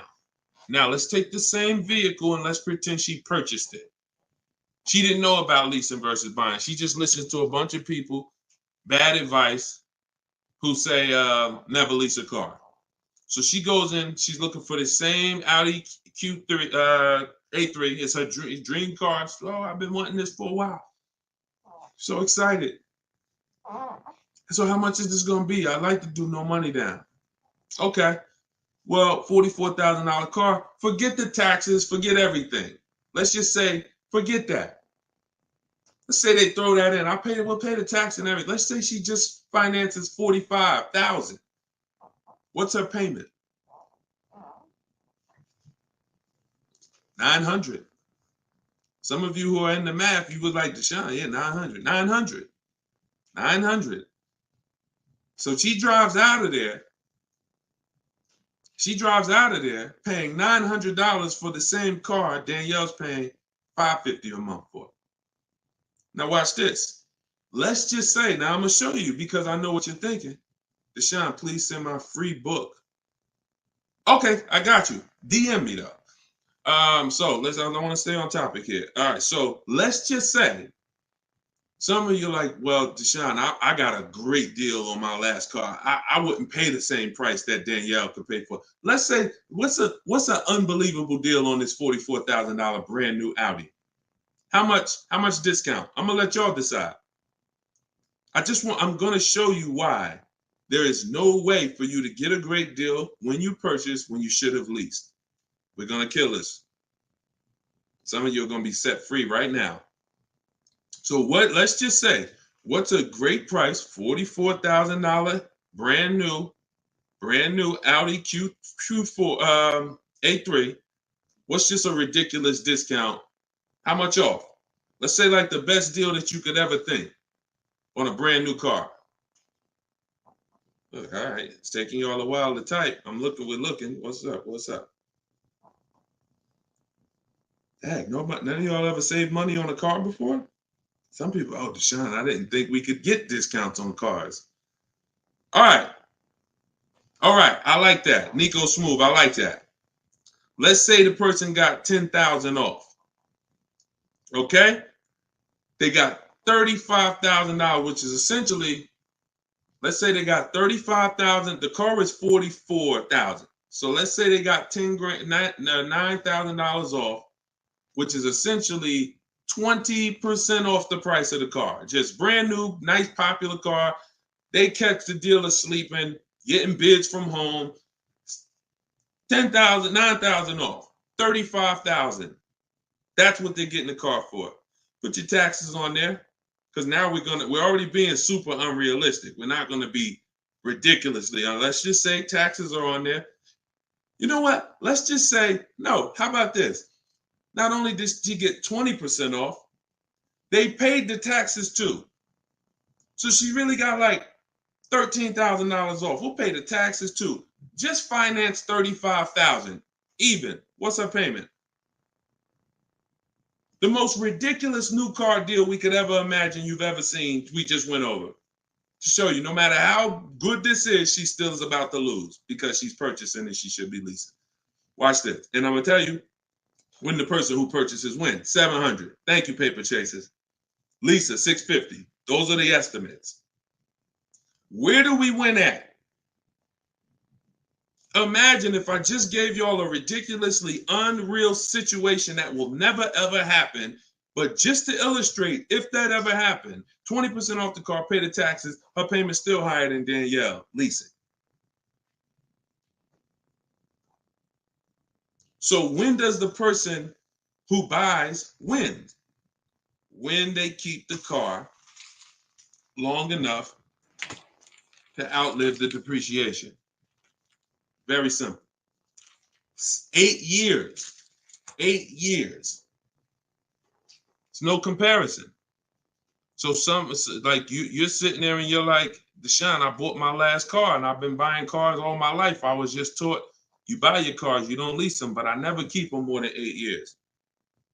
If that's you, I want you to type a sad face.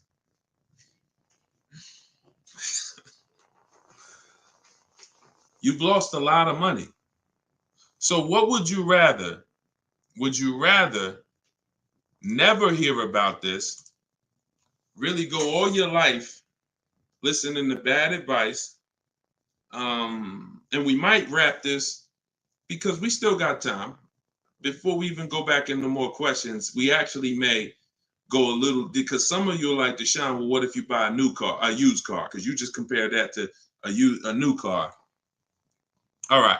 So let's just go back one more time. Let's pull up Danielle's because we're on that scenario. So we already said Danielle drove out with a $550 a month lease, paid her first month's payment. Best impossible deal that'll never happen, unrealistic, made up, make-believe deal we just ran was still a higher monthly payment. So imagine with somebody who just goes in regular negotiations, maybe gets $2,000 off the list price. They're leaving paying it's people right now paying $800 a month for this car, $700 a month, easy, no money down. If they didn't put money down, some people tell you, oh, you know, well, I'm paying I got an Audi and I'm paying only $6 for it. They never tell you that they put 10 grand down. They never tell you that they put 10 grand down. They forget about that because the day they give the dealer 10 grand, they want to forget about it. So they're definitely not going to bring it up in the story. No money down deals. This is what you're doing most times when you're leasing. So let's go back. Let's say somebody decides they're going to get a good price on a used one. Let's just throw this scenario in here real quick to end this. Instead of a $44,000 brand new one, they find one for like 28. Great used car price, 44,000 new. I got one for 28, maybe 4 years old, low miles, 36,000. Great deal, below market deal. Get it for 28. 28. Throw my taxes and fees on there. I'm at 32, 31. What's my payment? 31, 600. Look what I'm buying too, because some of you that's what you think about with a used car. But I like the monthly payments. But Danielle's driving a brand new 44,000, never been titled. She's the first person to sit in this new car smell, like real new car smell. Latest and greatest options and features, full warranty. If anything breaks on the car, she's covered for 4 years. She won't lease it. She won't have the lease for more than 3 years. She's paying $550 a month. A person who's buying this same car is paying $800 a month, $900 a month. And a person who's getting a used version of this, 4 years old, 1 year left on the warranty, 3 years old, 1 year left on the warranty, and they're paying $600 a month. Everyone's paying more than her. And these are lease deals that we get all day long. Everyone's paying more than her. We can put every scenario. Only person that's not paying more than her is somebody who just drives like a 10-year-old Audi, 12-year-old Audi. They go pay cash for it, buy it from Facebook Marketplace or something like that, or people who go to the auctions and get, like a 12-year-old one. Those are the only people who could, flip cars and not lose. Everybody who's buying newer cars, is paying more than her. It's people paying $500 a month because they bought their Toyota Camry. They're paying $600. So you're paying $600. She's driving an Audi, $44,000 vehicle, no money down. You're paying $600. You're driving a Toyota Camry that you're not going to keep for more than another 2 years. Any car, replace it. Chevrolet, you could pay, Camry, Honda. You're not keeping these cars more than 8 years, and you're paying these ridiculous car payments, and you're the ones that, unfortunately, because you believe bad advice, you are not winning. You're losing. But would you rather me not tell you? God willing, you're like, man, I'm glad I'm young. I'm going to still buy more cars. Most of you are still going to buy more cars. It's good for you to find this out now rather than you never found out and you just passed it down to your family and your kids. And now They heard they don't lease. Now you got your 25-year-old. He never heard about leasing. He goes and he gets himself a $30,000 car because he got a good job. He said, all right, I could afford a $600 a month payment. He gets a $30,000 car. His payment is $600 if he put no money down, or maybe he put 10 grand down, whatever. Point is, he's paying between $400 and $600 a month for this car when he could be leasing a brand new version of that car for $350 a month. $350 a month, $600 a month. These payments are nowhere close. It's nowhere close. Depreciation is the unseen expense. So this is all step one. See what I'm saying? So when you're reading my book, you're going through leasing versions. I got a video on this, by the way. This is in my digital book. I'll link to certain videos to help you guys really understand certain concepts. But this is what we do. This is step one. Leasing versus buying is step one, because I know who was taught, be honest, never lease a car. Type me if you were taught never lease a car. You don't need a down payment, Lisa, and you don't need excellent credit. You need good credit. No down payments. I can show you right now, Lisa, on the screen. You can't see it because we rebroadcast these shows on TikTok, but you'll see it on Facebook, YouTube, or Instagram because they can see the slides that I'm sharing. Like every deal that I'm gonna show, like Kimberly. Look, she got a $91,000 Maserati, $944 a month, 39-month lease. $944 a month, $91,000 Maserati. She got bids. Use what I'm teaching you in my book. She got bids. 7 competitive quotes ranging from 1% to 1.8%. That's a crazy, but she saved 20 grand on a brand new Maserati. No money down lease. Bonita, this was in the middle of the pandemic. When people were, the Kia Telluride was one of, if not the most popular SUV all through the pandemic. People were paying $800 a month, $900 a month, $1,000 a month for these Kia Tellurides. She leased one in December 2022, and she got it for $600 a month, and she gave him $600. That's all she gave him. So, ask questions. It's better to ask questions about things that you may not understand versus making statements, because when you make statements, sometimes it can mean you're not in a full posture of learning. But I do get that you're dropping. Many of you are this is a game changer for you. This is a game changer. This is a money changer for you. My goodness, my brother who I met recently over the last year, he's a neighbor of mine, and he's become a close friend.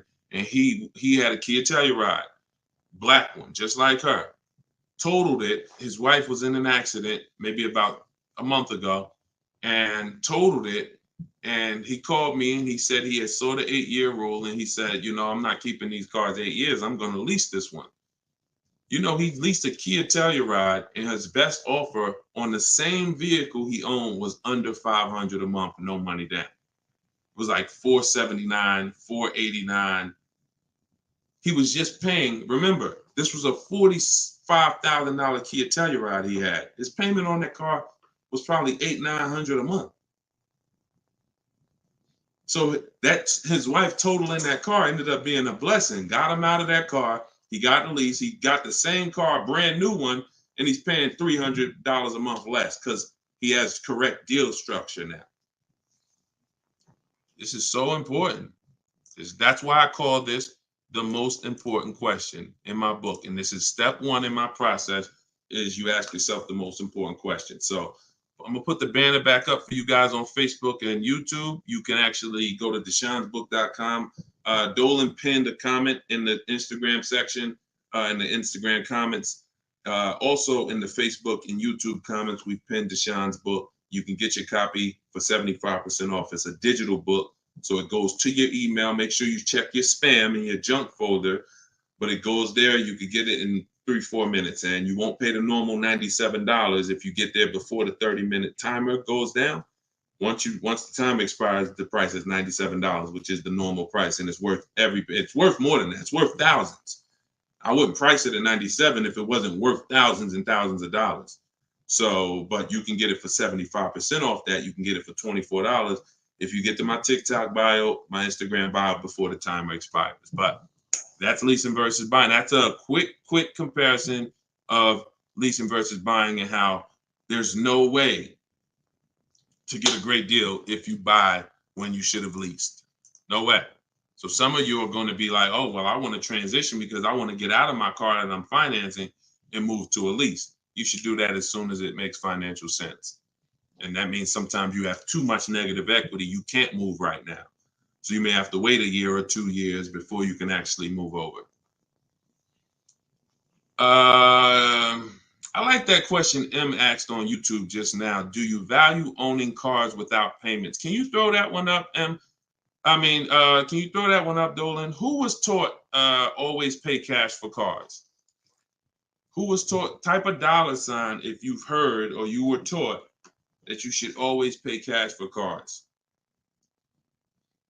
Now, I'm going to tell you, in a market like now, it's great to, all right, I see RJ Velez. Now, there's value in paying cash, and I'm going to tell you where it is, and you got to just, there's no one size fits all. See, the problem, what's been hurting you guys is because you've listened to one size fits all car buying advice. So usually whoever is giving you the advice, they're telling you to buy cars the way they buy cars. Tap the screen on TikTok if this is making sense to y'all. If y'all are following this, keep tapping the screen, running the lights up. Let me know that you're following what we're talking about. So here's what's important. If you're listening to someone who tells you pay cash for cars, buy used cars, that's because they do that. Now, if it makes sense for them, then that's great. But we need to look at paying cash. When does it make financial sense? When does it not? It's based on a couple things. First of all, what are you doing with your money? Because some people say, I don't like car payments. Type me if you don't like car payments. Who said, type that, Deshone, I want to pay cash because I don't like car payments. Can we type that? Can we dialogue on this? Car payments. Anybody? Okay. May not be that many of you right now. There are people who say this, but you don't realize that car payments, when you pay cash, all you're doing is saving up a lot of car payments. So that's all it is, unless you just win the lottery. If you get a lump sum inheritance, that's different. But if you have saved up $15,000, $20,000, $18,000, and you want to pay cash $25,000, then all you did was save up a lot of car payments, okay? Or save what could have been car payments. You can put them in a savings account and just have the car payment come out. So you can literally say, all right, I'm going to put this cash, $25,000 in a savings account, and that's where my car payment is going to come out of, so I don't spend that. If it makes more sense for me to pay cash, then I'll take the cash. And when it usually makes sense is when the rates are very high. If you can't get a rate that makes really, really, good financial sense, and I mean like we get bids for our rates. We make banks bid, we make credit unions bid, we get multiple offers in what I call the bank bidding war. You get this when you get my book too. This is actually a section I wrote. It's like, maybe it's 3 steps to it of how to get the bank bidding war. But once you get those bids, if you can't get a good rate, then it really doesn't make sense for you to pay cash. I mean, it doesn't make sense for you to borrow the money when you can pay cash for it. But there's an exception to this. What people are doing with their money is relative. So let's just say somebody is investing their money and they can get 10% on their money or 12%. Some of you are in real estate. Some of you are in good investments and businesses, investing into small, things that you can get 15, 20% returns on your money. It doesn't make financial sense. If you could get that type of return on your money, why would you want to put it into a car that's going to get you not just a low return? What's the return on a car, y'all? When you pay cash, you pay $25,000 into a car. What is the return on that? On the cash, what's the cash on cash return? Because I don't want to talk about this much because everyone's not paying cash. It's a small number of you who will, but I want you to be able to know when this is a financial conversation that if you're paying cash, you should understand this. If you got $20,000, $30,000, $40,000 saved up, you thinking about paying cash for a car, this should be an easy conversation for you to follow. Okay. All right. Actually, everybody said the return is 0. I haven't seen anyone who's correct yet because it's not. The return would be 0 if you put the 25 in and then 5 years later you came back and got your 25 out. That's a 0 return. If you put 25 into an asset and then you come back in 5 years and you should give me my 25 and they say, well, it's 5 years later, this asset is now only worth 12. What's the return on that? What's up, Big Spoon? What's the return? Not 0. It's negative. It's negative. So you wouldn't take money out of investments that are getting you 10%, 12% or more to put into something where that cash is going to be a negative return on your cash. So that's one thing to consider based on who you are. Another thing is to consider if your money's not invested, you're not doing anything with your money, then just keep the debt down. Keep the debt down. Another thing we do is we see if there's any special rates on the car we're buying, because and when rates are high, traditionally, you're not getting a low rate from a bank or credit union. Rates are 6, 7, 8% on average. You're not going to see 3%. But sometimes you'll see 3% as a special rate. That's car specific. So if I'm shopping for a Mazda CX-5, I'm going to check to see, do they have any special rates this month on the car I'm shopping for? It might be 2.9, 1.9, 0% sometimes. And these are instances where it doesn't make financial sense to pay cash. If I can get this type of rate, use the bank's money for a very low percentage, and then turn around and use my money and keep my money invested or keep my cash. Maybe you just want to have your cash. Once it's in the car, you can't get it. So once you put your money cash in the car, you can't get that money back out until you sell the car. But if you can keep the money and get the car, now you have your cake and you eat it too. I still got my cash, but I'm leveraging the bank's money, paying them small amounts of interest to use it. So people see interest as the only loss. I don't want to pay interest. That's programming. That's not what would be talked about in a finance conversation. And if you want to get religious, because some of you say, "Oh, I don't want to pay interest because of religious reason," then it's a partnership. It's not a debt. It's a partnership. Anyway, let's not get all into that. Just paying cash is right sometimes for some situations. Paying cash is not right sometimes for other situations. The key is, which situation are you in? That's the key. Knowing how to ask yourself the right questions. Which situation am I in? I'm getting good returns. Stock market been returning me X% late. Hey, this many years, this has been my return. I think I'm going to keep my money invested and I'm going to use the bank's money. That's right for that person. All right. So that's a great question. I don't know how we went deep on that, but we're going deep in this stream. I normally do rapid fire Q&A. We're going deep on some subjects. And again, this is all in my book. Everything that I'm teaching is in my book. Every part of my strategy, it's a 7-step process. First step is most important question. Second step is deal structure. The equity assessment. For those of you who are replacing a car or a lease, assessing the equity in the asset to see how much money we can pull out, if any, to either put in our bank account or use in our next transaction. Third step is deal structure. Fourth step is shopping, not buying.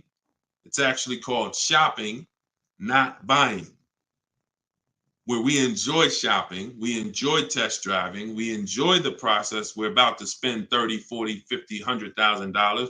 We actually enjoy shopping for the item. There's no pressure because we're never talking numbers in the dealership, ever. That's our rule.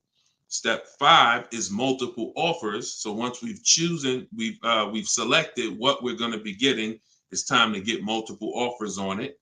If we're getting a used version, it's time to see multiple options of it.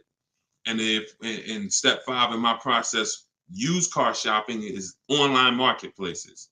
You're using online marketplaces, cars.com, carfax.com, autotrader.com, cargurus.com, Carfax, CarMax, Driveway, and Carvana. 8 marketplace, eBay Motors. See, some of you are missing great deals because you're only looking at 2 of the marketplaces. That's like you're not going to see below market deals until you can see the whole market. So when we're shopping for used cars, that's what we do. When we're shopping for new cars, we use my 25 to 5, where your goal is to get 5 offers. If you are shopping for a new car or a lease, your goal must be to get 5 offers, because until you get at least 5, you are not going to get a below market deal, because we have thousands of people who have come before you who have used this, and they report to me, they report their deals to me. So when I can tell you the deals we see, we have to get at least 5 offers, because 4 are overpriced. Some people get 6, 7 offers. You saw Charles earlier on his Palisade. I think he said he got 10 offers. But once you learn how to get them from home, either you could do it your way, you want to call and get them, you want to ask for managers to get them. I don't care what you do. If you're using my process, we don't do any talking. So when you're using my book, we're not talking, because when you talk, who knows, when you talk, you can say the wrong thing. When you type, and then you're typing what I wrote for you. Because in my book, you're using what I wrote for you to talk to the dealers by email. So I can't even say talk to the dealers, to communicate by email, because we know everything they're going to say. So then the step 6 is paperwork and protection. Once you get your lowest offer, you find the best option. It's time for the paperwork. And then step 7 is delivery. That's it. So everything that I teach is out of one of those 7 steps. And, part of why you have not gotten the deals that you see me sharing is because you don't have any process. You're just winging it. You're just hoping things go well for you. And that's just not a place of empowerment. That's just not a place of empowerment. Strategy is here. So, so we went deep on some of what's in that book and what you'll learn if you get it in the comment section, or you can get it in my TikTok or Instagram bio. If you're watching us on TV, you can also scan that QR code with your phone. And as long as you get there before, but now you're seeing why the book's worth $97. I see why you priced it at $97, Deshone. You know what I'm saying? That makes sense. You breaking this down and telling us what's in the book, and it's a digital book with links to videos and scripts and things you copy and paste. Oh, I see why this is a $97 book that you can get for 75% off. $24 before the timer runs out. Go ahead, Dolan. Yeah, this has been good so far, though. I do like this. Are you enjoying this dynamic? If you are, type something. The word something. Let me know you're enjoying this. All right, this is from TikTok. I'm told lease deals are new each month. Yep, they usually are. Why shop if brand has same financing deal? There's no same financing deal. So lease deals change every month. I'm going to make sure I'm trying to understand your question right. I'm told lease deals are new each month. Lease deals usually change every month. Sometimes they'll run the same one for 2 months, but usually something changes about the lease deal either every month or every 2 months. Why shop if the brand has the same financing deal? Well, we're shopping for offers. So shopping is to get offers.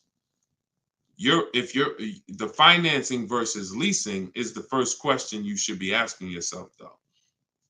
Because as we spent a long period of time talking about earlier in the stream, one offer is not, you can't get a great deal if you buy when you should have leased. So if you didn't see that, definitely watch the replay on YouTube or Facebook. But the financing and lease deals are extremely different, and they're going to be entirely different prices. And we can't even depend. We don't even. Another thing you're doing, if you're buying a car, looking at the special finance deals is important, because that's how we see if they have 0% or 2% or 3%. But looking at the lease deals is absolutely pointless. Looking at the lease offer I don't even call it a deal. It shouldn't be called a deal. Anything that 100 people can come in and get is not a deal. They're not going to offer a deal to 100 people and say, hey, come on in and we make almost no money. See, what Charles paid, look, on his Palisade, $48,000 Palisade, he's paying $597 a month. Sean getting there, he got his F-150 Lightning XLT, $73,000 truck. His lowest bid, he saved, he got it for $4,999, what's this? $21,000 off is what he got. We're showing it on the screen right now in case you think we're capping. We don't need to. This is, look, Frina, y'all saw Frina, 579. This is Tiffany, who wrote us in when she got her deal using my book. She said, I believe we got a good deal from what we learned from the book. Look, it was a $44,000 MSRP that she got $6,530 off the price. That was her lowest bid. So you're nowhere close to what normal people are paying and what is advertised on these vehicles. What's advertised on these vehicles is not a deal. A below market deal is something where the managers don't really want to make it. But you know what? It could happen for a number of reasons. Somebody wants to beat their competition. Sean said he had to go 100. We shop out of state. You'll get very used when I walk you through shopping from home, and you'll see. I mean, if you're gonna do it your way and you get used to it, you'll see you're in more control. You're in control.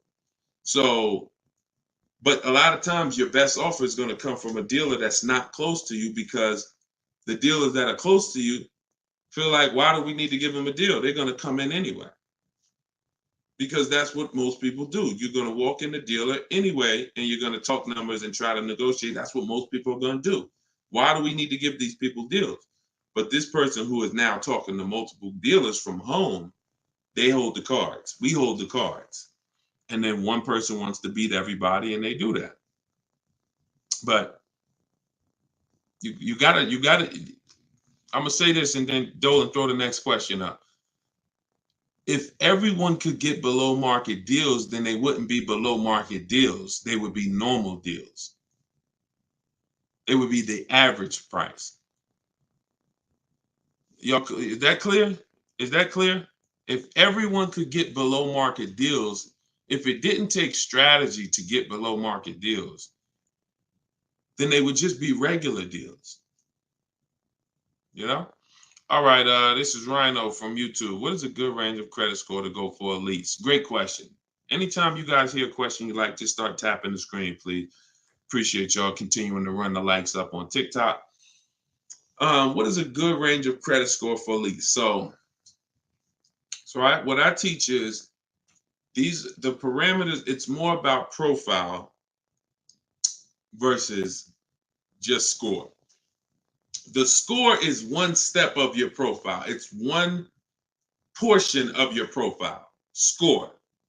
But you also have income. You have something I call comparable credit. I don't call it that. The bureaus call comp credit, which is you've had a car loan before.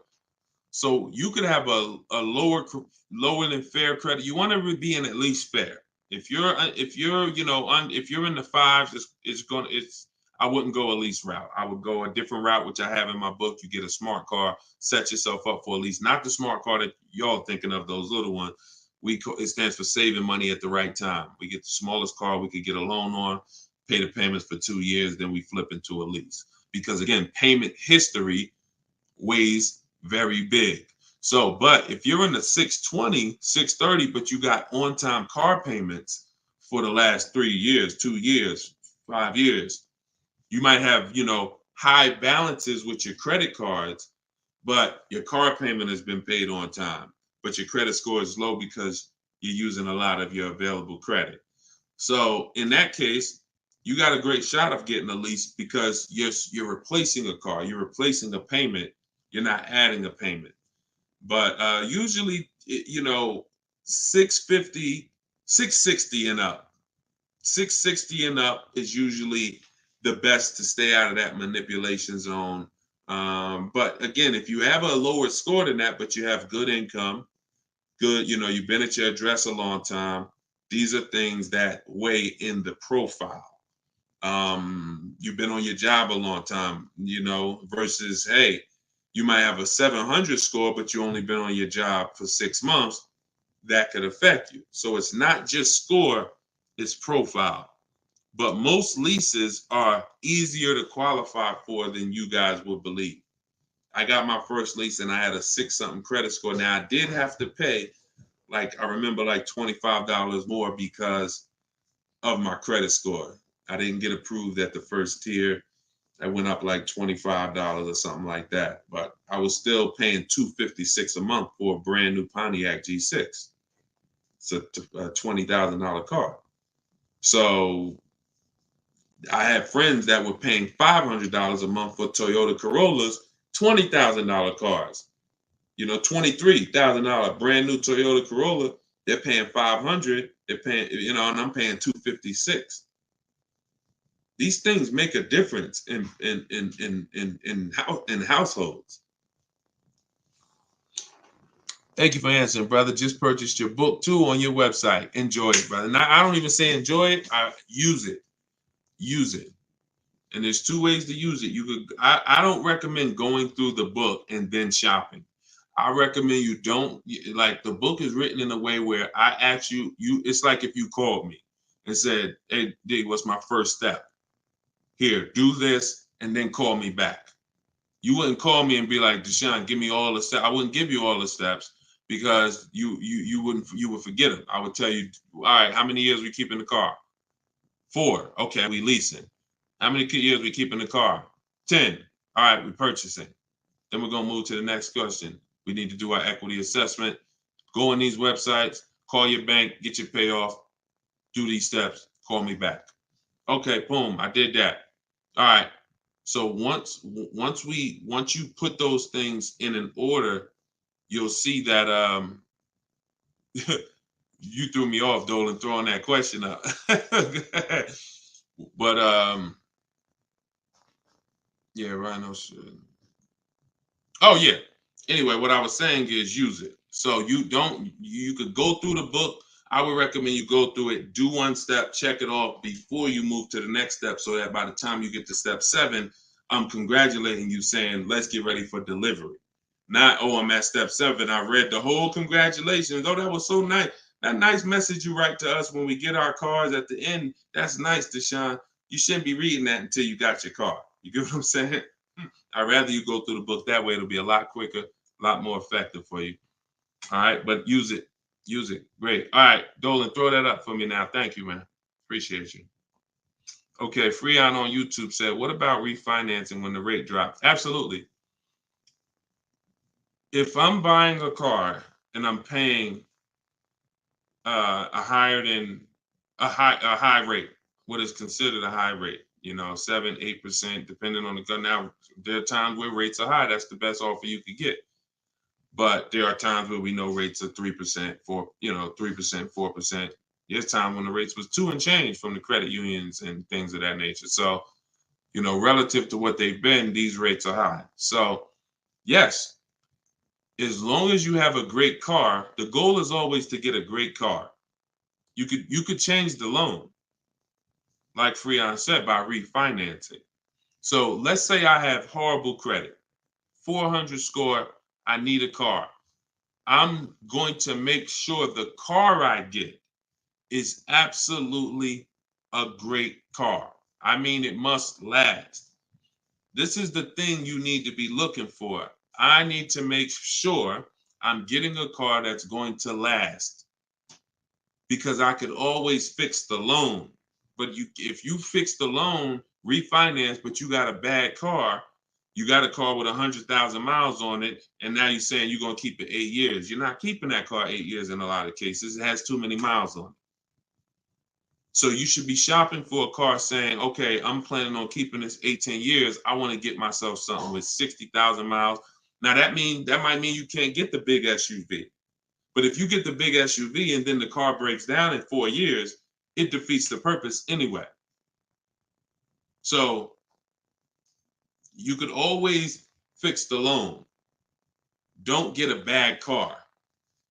Very, very important. Or that really destroys a lot of these long-term plans that you need to have. Okay? But yes, everyone will be refinancing when the rates drop. That's for sure. Go ahead, Dolan. Next one, please. Great questions. Great questions. Yes, these are some great questions. From TikTok, I have a car with a lease ending in a couple months. Buyout is 35, but Kelly's Blue Book is 44. Should I buy out the car with the option to sell after? We don't usually buy leases, in fact, ever. Why are we so big on buying our leases? Who told us that was a good idea? Who told us going from buying? Think about this. 3 years ago, I drove off the lot with a very nice brand new car that I was paying, hopefully, a decent payment on. Why am I going to stop doing that to now buy a used car? What's the benefit to us buying these leases out? Maybe I don't see it, because what I explain is it's a horrible idea. It's a horrible idea. One exception, if you're keeping the lease 8 more years after you buy it, then it's fine, because it's just like you bought a used car. So you really kept the car how many years if you leased it for 3 years and you're keeping it another 8? See what I'm saying? 11 years. So you're going to win. It's still a bad idea, but you'll win somewhat if you keep the whole car 11 years, because I'm going to tell you why. Once you get the used car, you reset everything. You got a new, that's a whole separate transaction. If you lease a car, your payment on that lease is going to be, let's just say your payment on the lease is $450 a month. What you're going to find in most cases, if you buy the lease out, to get a $450 a month payment, you got to take a 6-year loan. To get a $450 a month payment, you got to take a 6-year loan. So you already leased the car for 3 years, and now you're purchasing the balance for another 6. You leased the car for 3, you're purchasing it for another 6. That's 9 years. So why did I just say the only way to win when you buy your lease is to keep it at least 11 years? Because how many years of payments are most people going to have? 9. 9.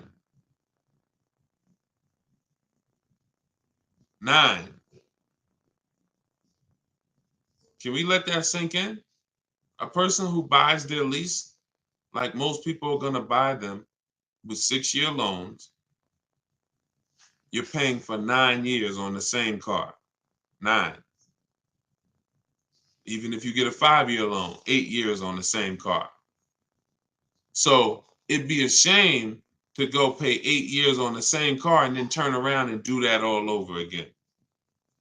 So you want to keep it long enough to at least, hey, I had 2 years of no payments though. You know, I had that car 11 years. I only had 2 years of no payments on it. That's a pretty bad way to live. You're paying on 9 years old, 8 years old, you're still paying on the same car. 7 years old, still paying on the same car. This is why buying your lease is a horrible idea in most cases.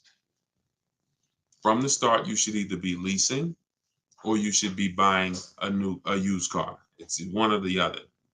and you're buying a used car that if you plan to keep it 8 or more years, you're leasing if you're not planning to keep the car 8 years. That's it. Not many cases where these make sense. Go ahead, Dolan. It's a great question though. And I'm hoping we can help a lot of people stop doing that. And eventually maybe 10 years from now, 15 years from now, people won't be asking these questions, but it's a very, very common question.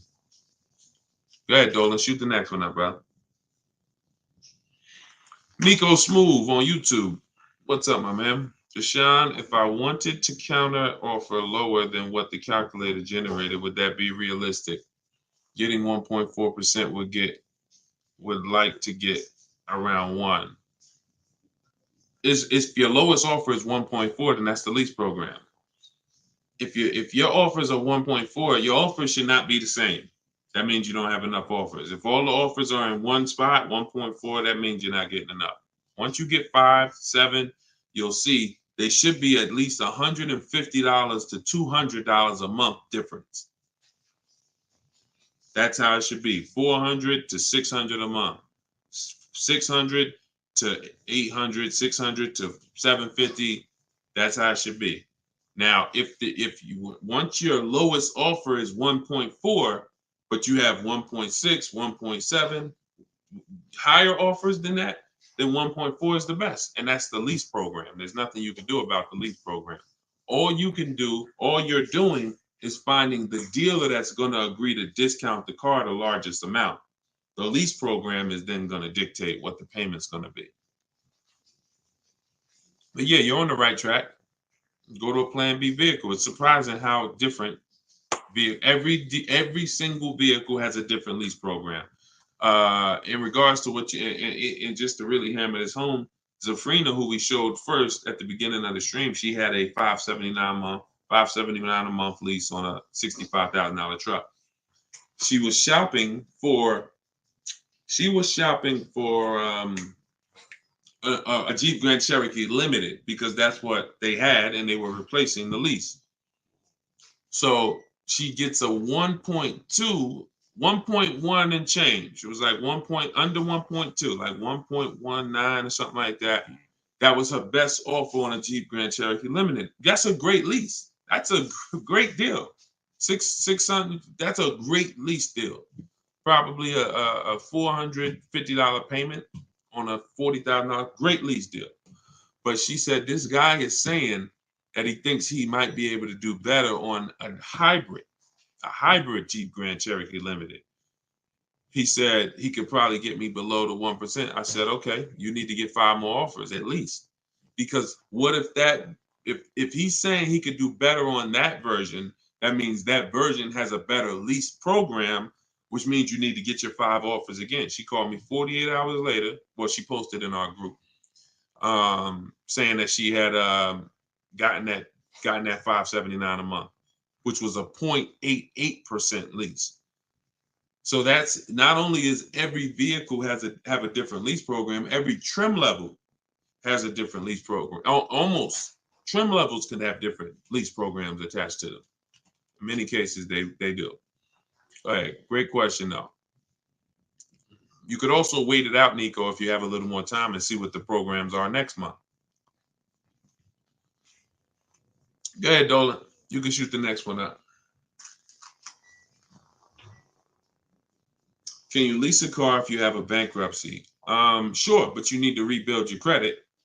You need to get your, if you start in blank, I know people that have had a bankruptcy, got a discharge, and they are at a 700 score in like a year. So I will be following Shonda Martin. I recommend her to everybody. She has great strategies on credit. She does a lot of live streams like me, and she has great strategies. So I think she's on every platform. Yeah, she's on every platform that we're on. So Shonda Martin. But yeah, get yourself up to like a 680, which is not hard to do because you're starting fresh. Many times a Chevy or a Ford, a Honda, Hyundai, Mazda, Subaru, these leases don't need you to be incredible. If you have a good job, long history on your job, and a 680 score, you're going to get most of these leases. These are not like luxury leases to the point where they're snooty. All right, go ahead, Dolan.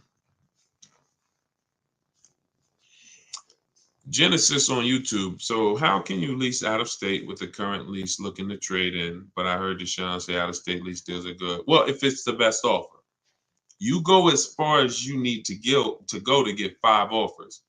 In my book, we use my 25 to 5 strategy, where you're connecting with 25 dealers online in 20 minutes. We go to their websites using the contact tab, and then you have a template of mine that you copy and paste. If you're going to do it your way, you're just writing in, all the details of what you want, when your deadline is, what options you're looking for, what you're over. This is all stuff I walk you through in the book. What you're looking for. Really, it's about the car. You're not saying, hey, I'm looking for a lease quote, I'm looking for a purchase quote. We need to find out who even has a car before we start talking about money. But then the goal is that you got to get at least 5 offers. You got to get at least, and you have to do the equity assessment to see if there's any equity in your current lease. You don't want to return that, and you don't even know if there's any equity in that lease. And the only way you know that is the offers you get are higher than the payoff. It's very simple. Equity is offers, cash offers from CarMax, Driveway, Kelly's Blue Book, instant cash offer, not Blue Book, the website, instant cash offer, Kelly's Blue Book, Auto Nation, sell my car, Car Guru, sell my car. You have to get these offers, and if those offers are higher than your payoff, then you have equity when you sell the car to these people. If you have a third-party restriction, you can't sell the car directly to them. You got to sell to a local dealership. You got to get bids from a local dealership. I teach you how to do that. For those of you who have third-party restrictions, we talk to used car managers to sell our leases. So I've been doing this since 2006. Like, if I wasn't called to build these companies, then I would be. If I wasn't called to build these companies, there's no doubt I would be selling cars, making $200,000, $300,000, $400,000 a year. There's no doubt about it. But that's not the path God had for me. So what I'm telling you is based on me understanding 99.9% of the car buying of the industry inside and out, and giving you the way to actually stay in control, call the shots, have the business come to you, have the banks come to you, have the cash offers come to you, and then you're just simply picking the best ones as they come to you. So this is all in my book, Cars from Home, 7 Steps to Saving Time, Money, and Avoiding Dealerships. It's a digital book. You can get your copy for 75% off in my TikTok bio, in my Instagram bio, or we have a comment pin. Dolan, can you post the comment for everybody again on Facebook and YouTube? Just copy and paste that comment for everybody. And also we'll put a banner up on the screen for those of you who are watching us on television. You can scan this banner with your phone, and it'll take you to the 75% off page. So you'll only pay $24. You won't pay the normal price of $97. But that offers for 30 minutes. Once the timer does expire, $97 is your price to get it, which is still a great price. I'm sure everybody who spent time with us today can see why $97 is going to save you probably tens of thousands of dollars, depending on how many cars you get. Sean saved 20 grand on his first car. So for those of you who want to attend my free masterclass, Everything You're Doing Wrong, Buying, Selling, and Leasing Cars, you can attend that in my bio. We'll also put another comment for those of you who want to attend that. That's about an hour-long class, and I'm teaching very specific. You'll need a notepad for that. That's not just Q&A, although we do Q&A after. So you guys can go watch that, and so we'll put, and that's also in my Instagram and my TikTok bio. So the information's available, y'all. That's the whole point. There's no excuse. Everything that we talked about today is really financial awareness, financial literacy that you have not learned. You haven't heard of it before, but this has been around. We've been doing this for 3 years. Over 2,000 people have come before you. We have over 6,000 people that have this book now. So this ship has sailed. This car buying from home, you're late to the show now. And you can't afford to go buy another car the old way and think you're getting a good deal. You can't afford to do that. I mean, money is very hard to come by for some people, and you need to, I don't care who you are, you should take it seriously. So this is why we're here. And so you can get it from my free videos, from these Q&As, in my book, in my masterclass. I don't care how you get it. You want to join me in Maps Academy and have me coach you through your car buying. I don't care how you get it. Just make sure you get it. Get in where you fit it. All right. So that was episode 17. All right. We'll see you on episode 18. God bless y'all.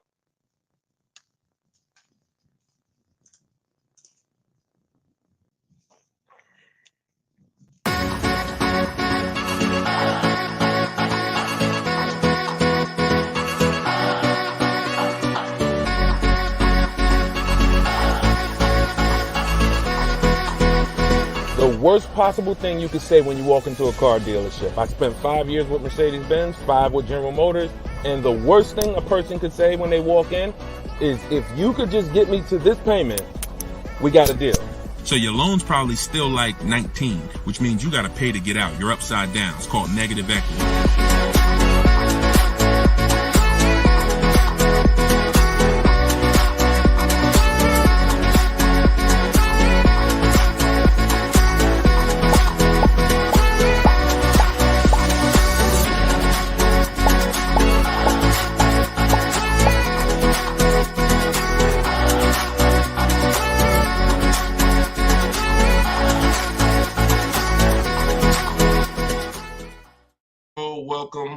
Welcome. This is episode 17 of Car Shopping Questions and Answers. I am your host, Deshone the Auto Advisor, and we do these live shows throughout the day, throughout the week, to make sure that you have access to cutting edge car shopping strategy, which is the science of making dealers and banks bid for your business instead of negotiating the old-fashioned way. So that is what we do here. Frankie boy, good to see you, Frankie boy, on TikTok. Kev, I see you on TikTok. We are live on all 4 platforms: TikTok, Instagram, YouTube, and Facebook.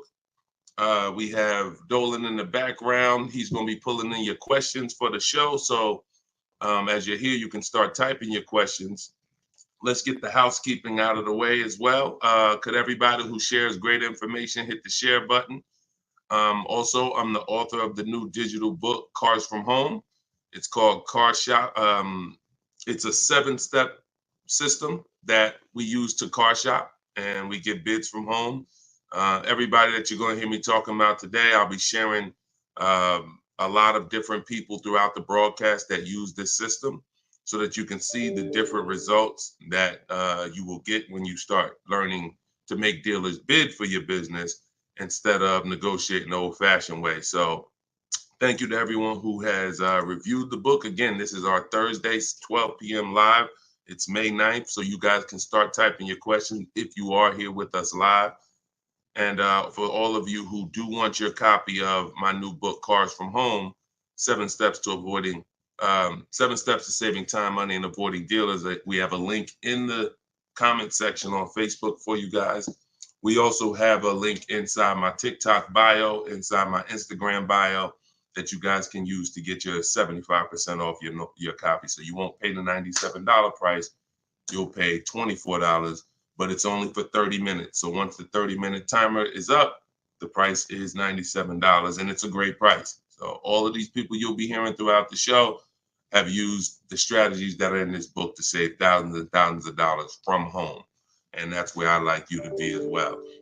So Dolan, as you get the first questions coming in, feel free to throw them up, and we'll get right to it, y'all. Let's go. Whenever you don't see the banner above me, you know we're actually live. When you see the banner, that means we're rebroadcasting, because we do rebroadcast this show throughout the day. But whenever you don't see the banner, that means we are absolutely live. Okay, so start typing your questions. Type them fast, and we'll get to it. T. Del Mar on Instagram. I'm leasing. Now test drive. Why do I ask for an older salesperson? Won't any salesperson be okay? No, any salesperson will not be okay. Some salespeople will bring you in for a test drive, We talk to people who are experienced in the dealership. So when we talk to them and we ask them, do they have a car that we're coming to see? We know 9 times out of 10, they're going to be honest with us. You get a new kid on the block or a salesperson who doesn't care about this stuff, they'll get there. Who's ever gotten to a dealership, was coming for a test drive, and then the dealership said, oh, that car got sold, or that car is not here anymore by the time you get there? If you've ever had that happen, type me. You set up a test drive, you come in, oh, I was coming to see that car. Oh, it sold like, 2 hours ago. It just sold. See, when you're dealing with experienced salespeople who are honest, exactly, Peaceful Grace on TikTok, you understand. So this is why every step that I teach is important. Even things that you might see, okay, why is he telling us ask for this person? It's because if you don't, you run the risk of running into a salesperson who doesn't care. Oh, they'll get there and just, oh, well, that car sold, but hey, I might have another one. Let's look at some other ones. No, we don't go for that. We don't go for that. Our test drive is strategically set up to try to guarantee a successful test drive where we can be in and out that dealership in 20, no more than 30 minutes and coming home. Okay, let's go. Nothing is left to chance. All right, go ahead, Dola, shoot the next one and keep your questions coming, everybody. We'll try to get through as many as we can.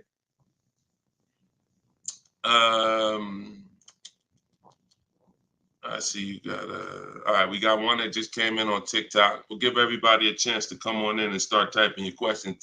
Try to type them all in one question, kind of one long question versus, continuations and continuations.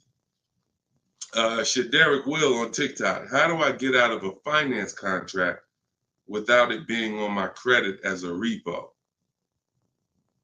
How do I get out of a finance contract without it being on my credit as a repo?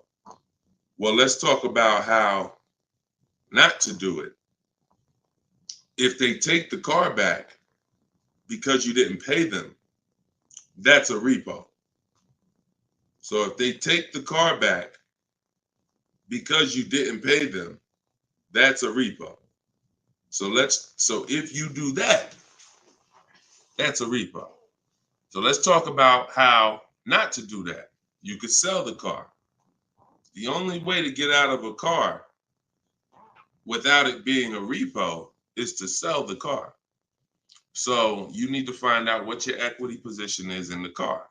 You need to call the bank, ask them how much you owe. That's called a payoff.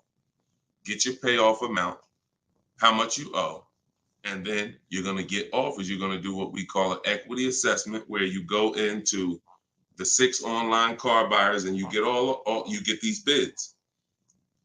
CarMax, Driveway, Carvana, Kelly's Blue Book Instant Cash Offer, AutoNation Cash Offer, and Car Guru's Sell My Car Cash Offer. Those are 6 different cash offers that you're going to get, and whichever one's the highest, that's the one you would take. What's up, Dave DFW? I see you. What's up, Yono? That's how you get out of the car. The only way you're going to get out of a car you want to replace people is to sell your way out of it. Because we don't trade. In most cases, we do not trade because you don't get all the money. When do you get all the money trading anything? You know what I'm saying? Who can tell me an item that when you trade it, you get the most money possible for it? I'll wait. Anybody? What's up, Bobby I Modern? What's up, Bell? See what I'm saying? So we understand. You're not going to get all the money of anything trading it. You sell it. That's the way. And most times, you guys are taking $2,000 to $3,000 to $4,000 less for your vehicles, trading them. You're losing. See, again, you can't take the price, the monthly payment seriously, but not take the price of the car you're buying seriously. Not take the shopping for your interest rate seriously. Not take the selling of your old car seriously. Because you may be more focused on saving $1,000 off the price of the car you're buying, but you're not putting that same energy into how you shop for your loan. You're giving the bank $2,000 or $3,000 more because you're paying higher interest. Or you're not doing this bidding process. You're trading in your cars and you're paying $1,000, you're getting $1,000 to probably $4,000 less than what you would get selling these cars to online car buyers. So that's how you get out of a car. Only way you can do it is to sell your way out of it. And if you have negative equity, to pay the difference so that you can get out of the car. But if you just let them come take the car, you can finagle anything you want to try to not have it be a repo. It's a repo. It's a repo. And so the time 3 years ago, everyone could have sold their car and really got out of them because the prices of cars were so high. What's up, Alan Denson? Thank you so much. Appreciate you. Yeah, so that's it. Go ahead, Dolan, shoot the next one in. This is our Thursday live show. My man, Alan Dawson, appreciate. Oh, Alan Denson. Yeah, appreciate you, man. Thanks for supporting the broadcast. This one's Optimal Living from TikTok. This is our Thursday, May 9th live show at noon. So whenever you guys don't see the banner above me, that means we're live. You can send your questions in, and we'll try to get them into the show. Grand Rising, I want to buy a used approximately $10,000 or less, approximately $10,000, less than 100,000 miles, 1 or 2 owners, like a Honda, Hyundai, Volkswagen, good gas mileage, easy to repair. Any suggestions? Well, you have a lot of filters there. If you were buying under 10 grand, I would be looking at Facebook Marketplace. I would be looking at Facebook Marketplace because our used car strategy is to look at all the marketplaces where cars are. These are, you know, Auto Trader, Cars.com, Car Gurus, Carfax.com, CarMax, Carvana, Driveway, and eBay Motors. But if we're looking at a car that's under 10 grand, I would certainly be looking at Facebook Marketplace. Facebook Marketplace is where you're going to try to find a private party owner, not a dealer. Not a dealer. You're trying to find a private party owner that's going to sell you the vehicle, private party, not a retail purchase. A retail purchase is at a dealership that has done reconditioning on the vehicle to prepare it for the market.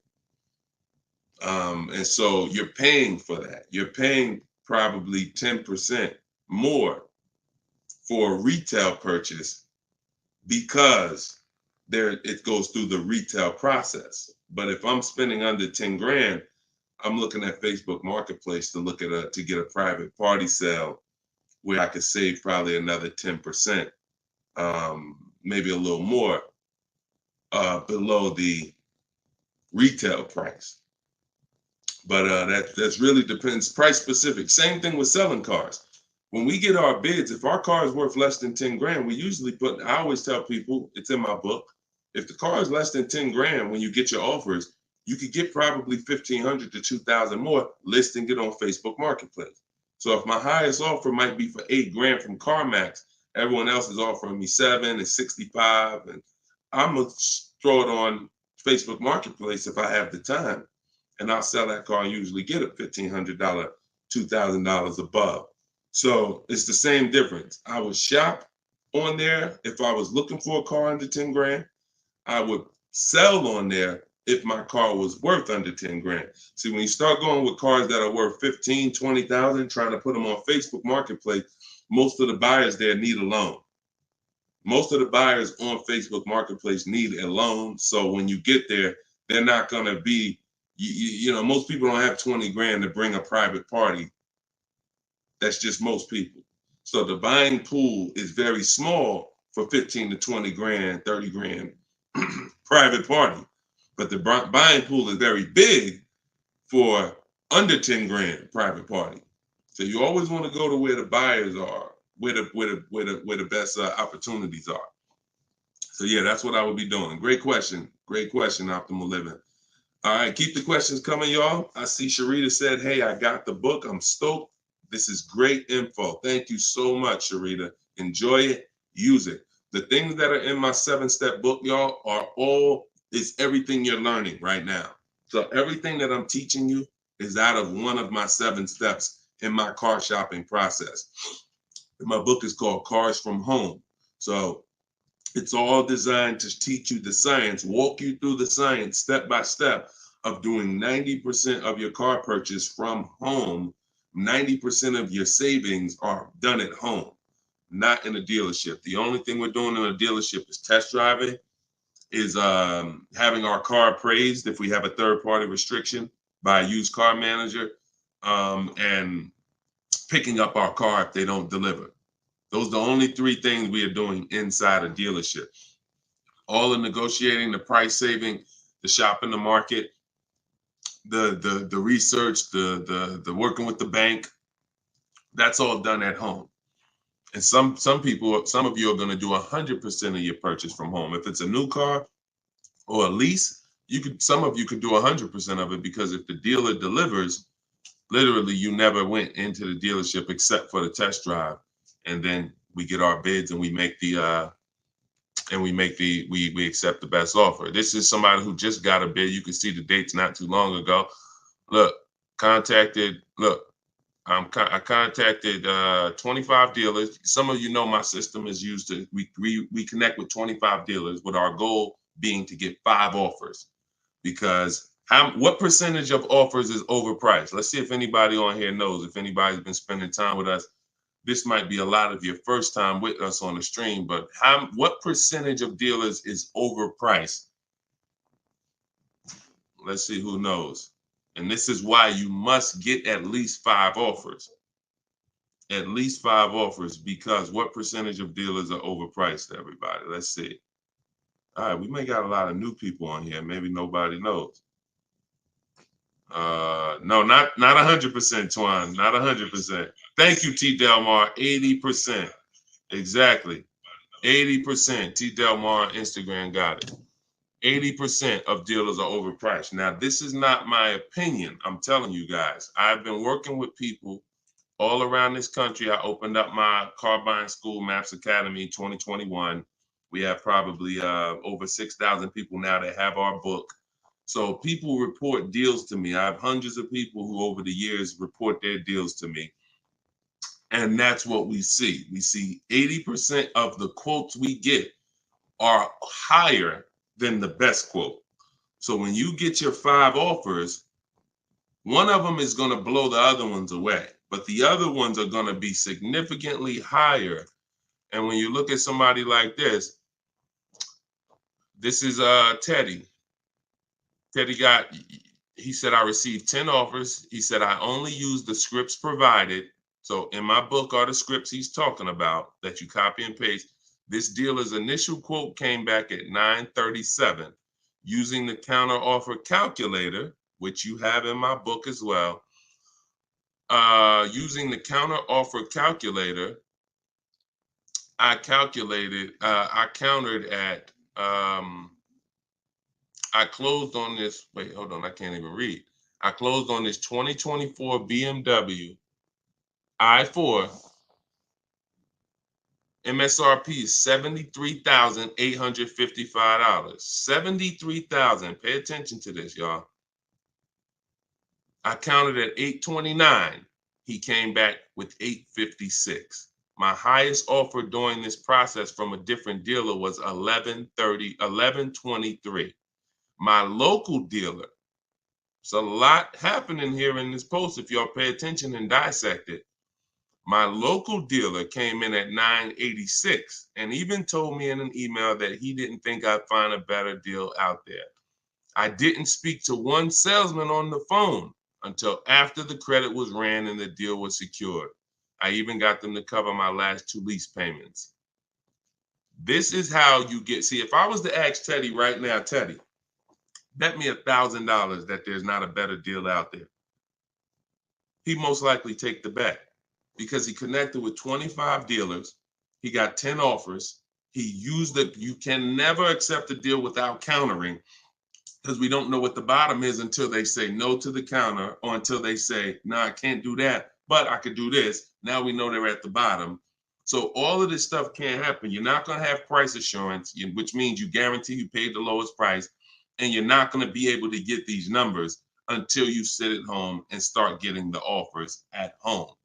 It is impossible to get these types of numbers, this type of confidence, this type of assurance walking into one dealer. Even if you got a good price, there's no way you even know it's a good price. until you have enough offers to know this one right here is the best offer. He might have thought his local dealer was making him the best offer at 890. What he said, his local dealer came back 986, because remember, he has other offers that are 1100.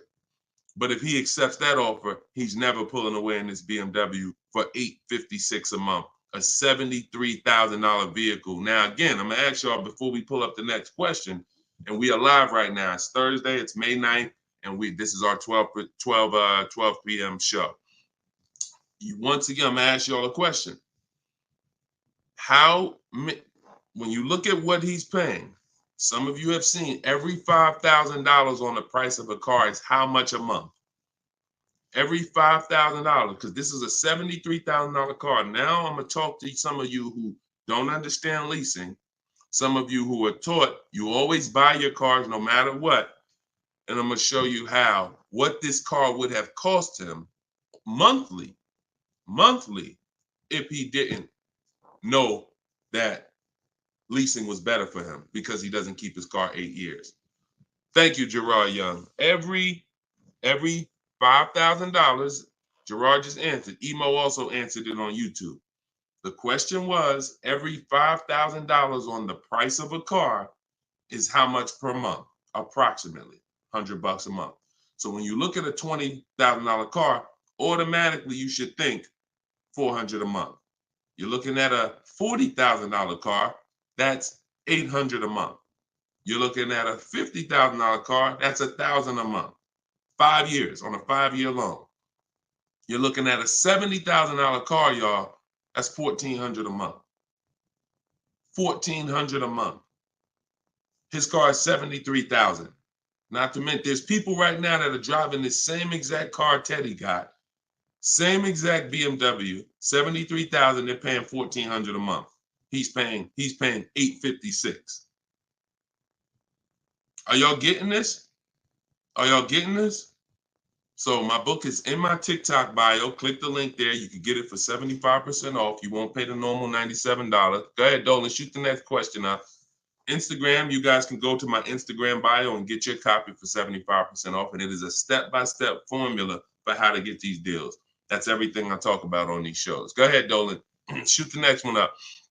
Leo, I've been selling cars for 20 years. This young man is speaking the truth.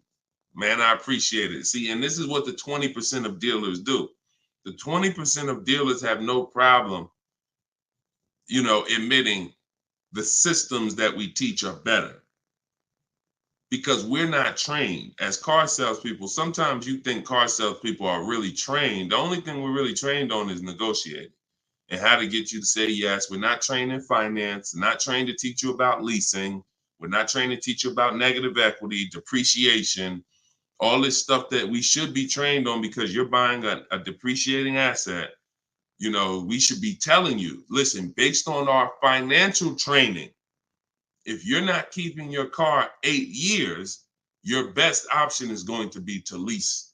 Because when you buy your car is going to go down in value so much over the 5 to 8 years you have it. If you turn around and replace it, you're going to lose all that money. Your car is going down in value way too much over 5 to 8 years for you to turn around and replace the car right after that. You need to keep it after that. That's when you keep it. 8 years of that's when you keep it, because now you're like, man, I put all this money in this car. Yes, it may not be worth what I bought it for, which was $40,000 8 years ago. It might only be worth $10,000 today, but I'm gonna keep it now, because 3 years from now, it's gonna still be worth probably $8,000. It might be worth 10 today, but because it's 8 years old, in 2 more years, it'll be worth $8,000. I'm not losing that much money anymore. You are not winning with buying cars until the car is not depreciating that much anymore and you still own it. Okay? If y'all clear with me on that, just tap the screen. Run the lights up on TikTok if y'all are getting what I'm telling you.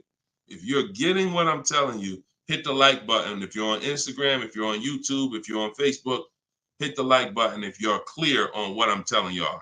All right, let's move on to the next question, Dolan. Okay, I like to make sure you guys are actually following the conversation. So you have to actually respond and let me know you're following it when I ask you a question. All right, this one's Glenn over on YouTube. If your car lease is up in 6 months, how do you go about trying to sell your lease? Well, the first thing you're going to do, first of all, this is a great question. Glenn said, how do you sell your lease? Now, step 2 in my process is called the equity assessment. My book is called Cars from Home, 7 Steps to Saving Time, Money, and Avoiding Dealerships. Step 1 is the leasing versus buying question. Step 2 is the equity assessment, which means if you have a car you're replacing, we got to get the most money for it. And that's never going to be with a trade. So we have to see, is there any equity in our lease? Now, we are not assuming this. We are going to do this process and see, because some leases have no equity. Some leases have a good amount of equity. Like, hold on, I just had somebody write me talking about equity they got in their lease. Hold on. Didn't talk to, I think it was this person. Oh, but I cut off their post. Somebody said they just got $4,000. And I always like to say this. I always like to show this stuff so people understand. You know, we operate with documentation. So when you are getting how you determine if you have equity is with cash offers, not with algorithms. KellysBlueBook.com. Blue Book says my car is worth this. That means I have equity. No, Blue Book doesn't buy cars. So what you want to do is you want to determine if you have equity by calling your bank. You're going to get your payoff, which is how much you owe. And then you are going to go on the websites that I'm laying out for you. It takes you 20 minutes. If you can't take 20 minutes to go on a website to fight for your money, you don't deserve it. You're going to CarMax, you're going to Driveway, you're going to Carvana, you're going to Kelly's Blue Book Instant Cash Offer, where they connect you with a local dealer to get a cash offer. You're going to Car Gurus, Sell My Car, and you're going to Auto Nation, Sell My Car. And that's going to give you up to 6 offers. And if you have a lease, you need to ask your bank, do you have a third-party restriction? And if they say you have a third-party restriction, then if you have equity, you're going to be selling to a local dealer, not to one of the local online buyers. If you don't have a third-party restriction, we sell to the highest online buyer. If you do, we sell to the highest bidder among used car dealers. So it's just simple. There's different processes. I don't teach one-size-fits-all car buying. So some of you who have a lease with a third-party restriction, you're going to use one strategy. Those of you who don't have a third-party restriction, you're going to use a different strategy. Those of you who don't have any money you owe on your car is paid off. You don't need to call your bank. You just need to go on those websites and get the offers. So, and when you're on there, if you have a lease, there's going to be a part where it says, is your car owned, financed, or leased? You want to put owned. It's very important. Don't put lease, because it triggers something in their websites. So that's step 2. I go over this thoroughly in my book. This is called the equity assessment. You can't, listen, you need to get bids. Bids. That is my favorite word, that multiple offers. The reason why you are not saving the money that you could be saving is because you're not getting bids. The reason why you don't have the confidence when you leave a dealership that you got the best price is because you're not getting bids. It's very simple. Start getting bids and you're going to save more money and make more money selling your cars, and you'll see why we don't trade in cars. That's the equity assessment. Okay? Step 2 in my book. Go ahead, Dolan. Shoot the next one up. All right. Yep. Wanda said my last lease had $5,000 in equity on TikTok. Amen. I sold the lease a couple years ago when prices were super high. I made $10,200. My mother did. I made $9,000 on my Jeep Grand Cherokee. That was in 2021, I believe, 2021. Yep. It was ridiculous money. So the 9, 10 grand, 12 grand lease, those are not really there anymore. But we still see people that are making 2 and 3 and 5,000 for sure. Rudy on Facebook, how are you? Good afternoon, Deshone. I'm new to the live stream. Welcome. Who's new to the stream? If this is your first time here, type 1. Type the number 1 if this is your first time here. I'm looking for a 2020 SUV, Mercedes GLB 250, 4MATIC, less than 20,000 miles. Drives over 120. I see you, Yvette. Drives over 120 miles daily. We have been looking in different car websites.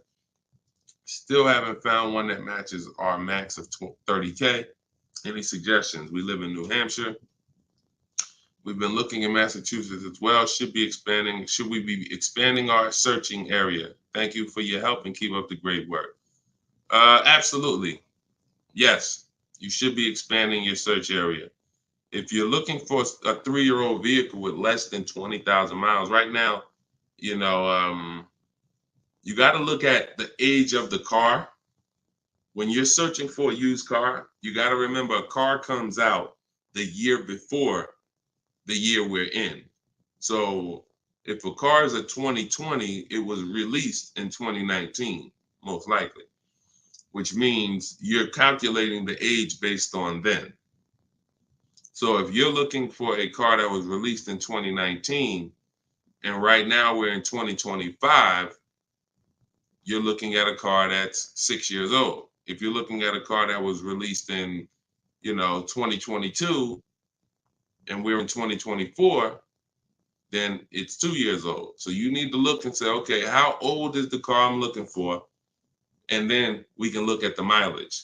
Because if you're looking for a car that's 4 years old, but you're looking for it to be driven 20,000 miles or less, that means you're only looking for a car that has a 5,000 a year average. That's going to be very tough. I like to go with it. I like to look at 10,000 a year, and then I like to go to 12.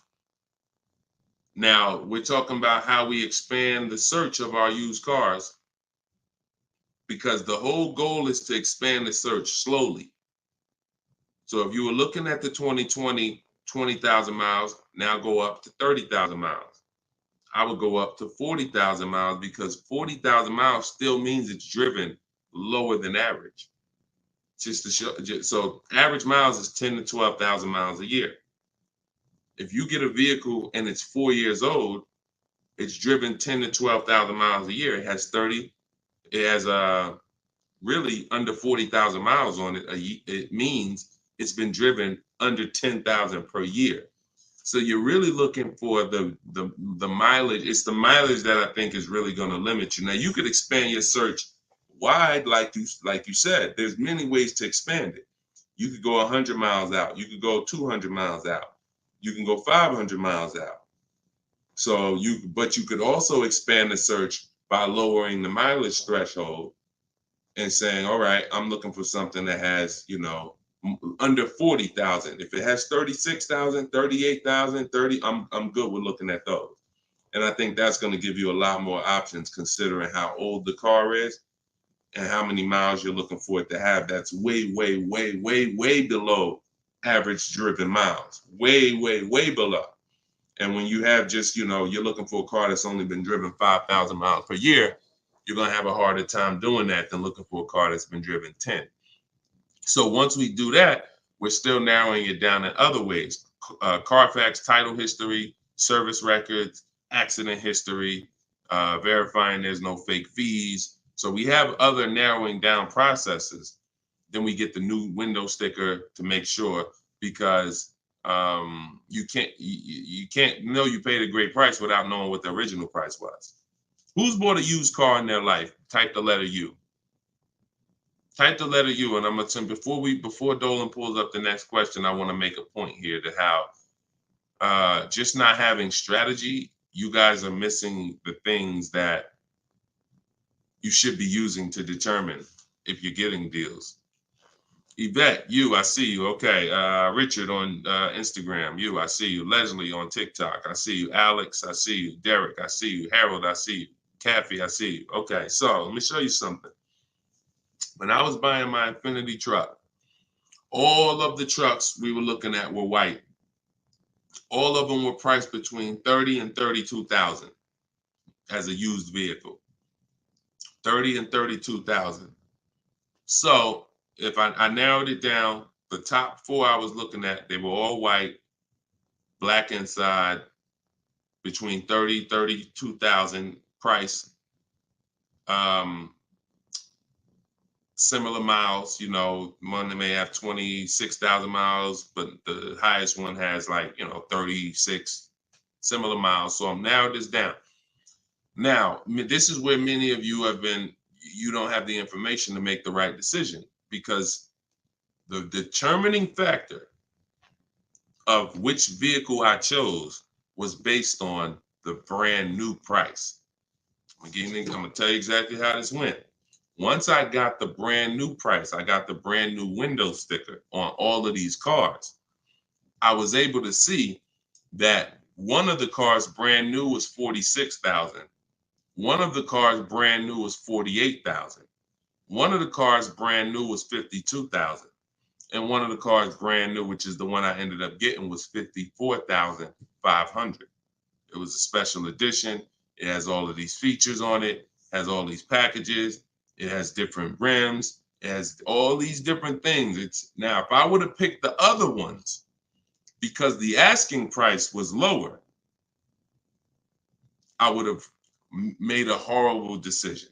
Paying 31,000 for a car that was originally 46,000 is nowhere near as good of a deal as paying 31,800, which is what I paid for a car that was originally 54,000. This is what I call in my book the true value percentage. The true value percentage discount is what the vehicle is being sold for relative to what it was when it was new. So picture this, if the vehicles that I was looking at would have only had the true value percentage discount on them, it would have made it even easier for me to choose, because the one I picked would have said 42% off the brand new price. The ones that I didn't pick would have said 38% off the brand new price, 36% off the brand new price, 32% off the brand new price. So when I look, true value percentage is literally that. And that is something we created. See, a lot of what we teach, we didn't learn it, we created it. So you are getting things that, why can't I find what Deshone teaches in other places? Because God had me create it. So you're not going to find it from other people. You're not going to find the 8-year rule for leasing versus buying or other people. You're not going to find the 1.5% rule for bad lease deals with other people. You're not going to hear them talking about this true value percentage discount when we're looking at used cars, because we created all of this stuff to regulate the industry for people who will use it. So if you guys want everything I teach in one spot, you can go to my TikTok bio. As long as you get there before the 30-minute timer goes down, you can get your copy of Cars from Home, my digital book, for 75% off. Go there. You won't even leave the broadcast. Get your 75% off. It'll be in a few minutes, and you can use this stuff for the rest of your life. Same thing with Instagram bio. And if you're on Facebook or YouTube, we have a comment in the comment section for you guys to get your book there, and you can use it. And if you're on a TV watching us, then you can just scan this QR code with your phone, and you can get your 75% off. $97 is still a great price, even if you missed it and suffer. Get your book full price. If you missed the countdown, that's fine. But the money that you're going to save is going to be dramatically multiplied versus what you spend on this book. Okay, Dolan, shoot the next question in, y'all. We are live. This is our Thursday, May 9th show, 12 p.m. So whenever you don't see the banner above me, that means we're actually live, and you guys can type your questions and we'll try to bring them onto the show. Helena, what do you consider a good interest rate? Well, this is a relative question. It's the same question you're asking when you say, what do you consider a good discount off a car? How much should I pay for this car? We only pay when someone wins the bid. So we teach something called the bank bidding war, which I also created. You have been taught that, don't let these dealers run your credit, or always get, who's been taught any of this stuff? Always get your own pre-approval You know, never use the dealer's banks. Never, you know, all of this stuff. Any way. We teach a process that the credit bureaus allow.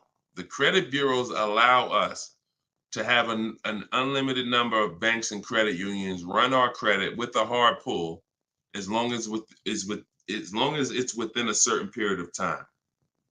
As long as it's within a certain period of time, when that time expires, they are going to have that weigh on our credit as one hard inquiry in terms of how it affects our score. See, normally when you have a bank run your credit with a hard and then another one, and then another one, each hard inquiry affects your credit. But when you do it the way it was meant to be done, and using the bank bidding war, if one hard inquiry would have dropped your credit 10 points, 20 of these hard inquiries is going to drop your credit the same 10 points. So the way it's done is there's 3 rounds to it. There's 3 rounds. This is for people that are financing. Again, those of you who are paying cash, this doesn't matter. Those of you who are leasing a vehicle, this doesn't matter. That's why having access to car buying advice that's not one size fits all is what you need. Because typically, if you only pay cash for cars and get used cars, that's what you're going to teach people. So everything has a different place. So those of you who are financing a new car or a used car, you're going to use the bank bidding war so that you don't have to ask this question. This is the answer to Helena's question. How do you know? What do you consider a good interest rate? It's who wins the bid. So there's 3 rounds to it. The first thing we're going to do is see, are there any special interest rates on the car we're shopping for? So if we're shopping for a Kia Optima, a Kia K5, and all right, let's see, are there any special interest rates on it? Are they doing anything like 1.9% financing? Are they doing 0% financing? Are they doing 2.9% financing? Anything special? We also need to know how much the term. What's the term? Some people only do 0% for 3 years. That means you got to be able to pay the car off in 3 years or you can't take the deal. If it's 0% for 60 months, that's different. You got a 0% 5-year loan. You got 0% 6-year loan. So we need to see, is there anything special on the car? We do that for new and certified pre-owned, if we're looking for a certified pre-owned. Now, if we find something, sometimes that could prevent us from even needing to do any other interest rate shopping. If they're doing 1.99 for 60 months, you're not going to find better than that. No bank is going to do better than that. So that's why it eliminates the rest of the rounds in the bank bidding war. Eliminate it. But let's just say that there are no special interest rates. Now we're going to revisit the bank bidding war in round 2, which is after we find the best price on our car. See, because some of you, when you go shop for a car, you're thinking, how much should this car cost? Oh, what's the monthly payment should be on this car? The monthly payment is between you and the lender. It's not between you and the person you're buying the car from. See, this goes back to our point, which is you must set up your car buying transaction from who you're getting your loan from.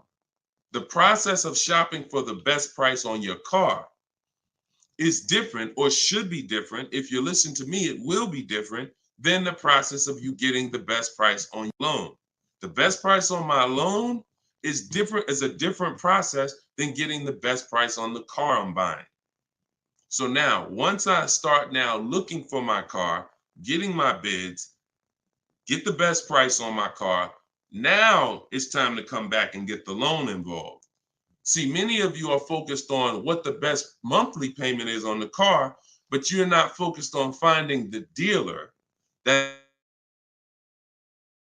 is the lowest price. That's focus number 1. Before we think about what is our monthly payment, we are thinking about what is the dealer? What's my process for finding the dealer who's going to sell me this Kia K5 for the lowest price? Who's going to sell me this $40,000 car for the lowest price? Once I find that dealer, Now it's time for me to come and get start shopping for my loan. See, and the reason why this works so well is because there's a process to it. We're not winging this. The reason why any fighter who goes into a fight and they're winging it, they are in a position of struggle. We don't wing it. That's why when you see my 7-step process in my book, it's 7 steps. In Matt's Academy, my car buying school, it's 7 steps. Whether it's video, whether it's the book, it does not matter. It's 7 steps because the process does not change. A process should not change based on whether you want a new car, used car, a lease, a luxury car, an exotic car. It shouldn't change. So once you find the best price on the item, now you're coming home and you are going to now contact online banks, your bank, your credit union, and you're going to get all their offers. This is round 2 of the bank bidding war. Round 1 is any special interest rates on the car. No? All right. Then we go find the best offer on our car. Now we're going to start round 2, which is our bank, our credit union, online lenders, all submitting bids for our rate. Round 3, once that's done, round 3 is we call the dealer who we have the car on hold with, and we tell them the best rate we got, and we give them a chance to see if they can beat it. That's round 3, because the dealers have another 5 to 7 to sometimes 10 banks. So see if they can beat it. So now you have 3 rounds of individuals competing for your interest, for your loan, to give you a loan. 3 rounds. First is the special rates. Second is you, your bank, your credit union, online banks. Third is the dealer's banks. And so when you leave, you already know I got the best interest rate. I guarantee it because I had 15, 20 people competing for my bank, for my loan. And that if you do that correctly, you are going to see that it weighs on your credit at the end as the same as one hard inquiry. That is what the bank bidding war. When you get my book, I email you a copy of the bank bidding war with it because I haven't merged the bank bidding war into my book yet. That's an update. Yes, that's an update. So all of you who had the book prior, when I update the book, you get the new book. You get the new book. That's another reason why having a digital book is the best way to do this. Because when things change in this game, when websites change, people go out of business, I update the book so that things can stay fresh. That's a beautiful thing about having a digital book. So the banner is on the screen. You guys can go to deshonesbook.com on Facebook or YouTube. You can scan the QR code with your phone because everyone can get your copy for 75% off. You won't pay the normal $97 as long as you get to either my TikTok bio or my Instagram bio before the 30 minutes is up. Okay, that's a great question, though. And what we're doing is we're going a little deeper. I've had tons of shows. We've done tons of streams where I was doing these rapid fire answers. This is episode 17. So what you're going, or 18. So what you're going to see is we're going a little deeper on certain topics as we're led to. So go ahead, Dolan. Next question. 5 though. No, I'm not streaming on Twitch, Matt. Only on Facebook, YouTube, Instagram, and TikTok. This is Lauren over on YouTube. Used your system just last week to lease a new car and got a 2024 Tiguan, great, at 1.1% after getting 6 bids. Now you talking, Lauren. It was the most enjoyable car buying process I've ever had. Thank you. Do we see what that? Let me screenshot this here. This is what we're talking about, Lauren. This is what I am talking about. See, Lauren didn't know me. See, here's how different information changes things. Lauren was just like y'all about a month ago. She didn't have my book because we didn't even release the book. She was just like y'all. She might have didn't even know me. But what? She's an action taker. She got on the stream. She said, look, I like what this guy's talking about. This book is $24. What's the worst I could lose? There got to be something in that book where I could at least make my $25 back. or even if I paid $97, got to be one tip in here, got to be able to make me at least $100 back. She later finds out she's going to get thousands of dollars in discounts, get a 1.1% lease. Well, what that means is if the car is $40,000, her payment is like $420 on a $40,000 car that people are paying $800 a month for, $700 a month. Her lease is 1.1% of the MSRP. So because she's an action taker, she went forward, she got the book, she used the scripts, she said, I'm done with the old process. I'm willing to unlearn my old way of shopping, and I'm going to relearn this new way to shop. That's why, you understand? That's why it's all about unlearning and relearning. You understand? And she's able to reap the rewards of not just saving the money, but receiving empowerment. Because this is the only way to car shop empowered. You could go negotiate. Not only are you not going to get the money off that we're getting, because if you're negotiating with an 80% dealer, there's no way for you to get these prices. So if you're in a dealer, yeah, they'll take off money for you, but their price was so high to begin with that when they take off the money, you're still higher. An 80% dealer is the overpriced dealers. You can't negotiate them down to the best price. So even if you did that, you still wouldn't have the empowerment of letting the business come to you. So you're empowered when you're sitting at home and the business is coming to you. You're in control. And the only way to do that is with bids. So congratulations, Lauren. Enjoy your new Volkswagen. Beautiful vehicle. And I'm so glad to hear that you trusted the process and you have reaped the rewards.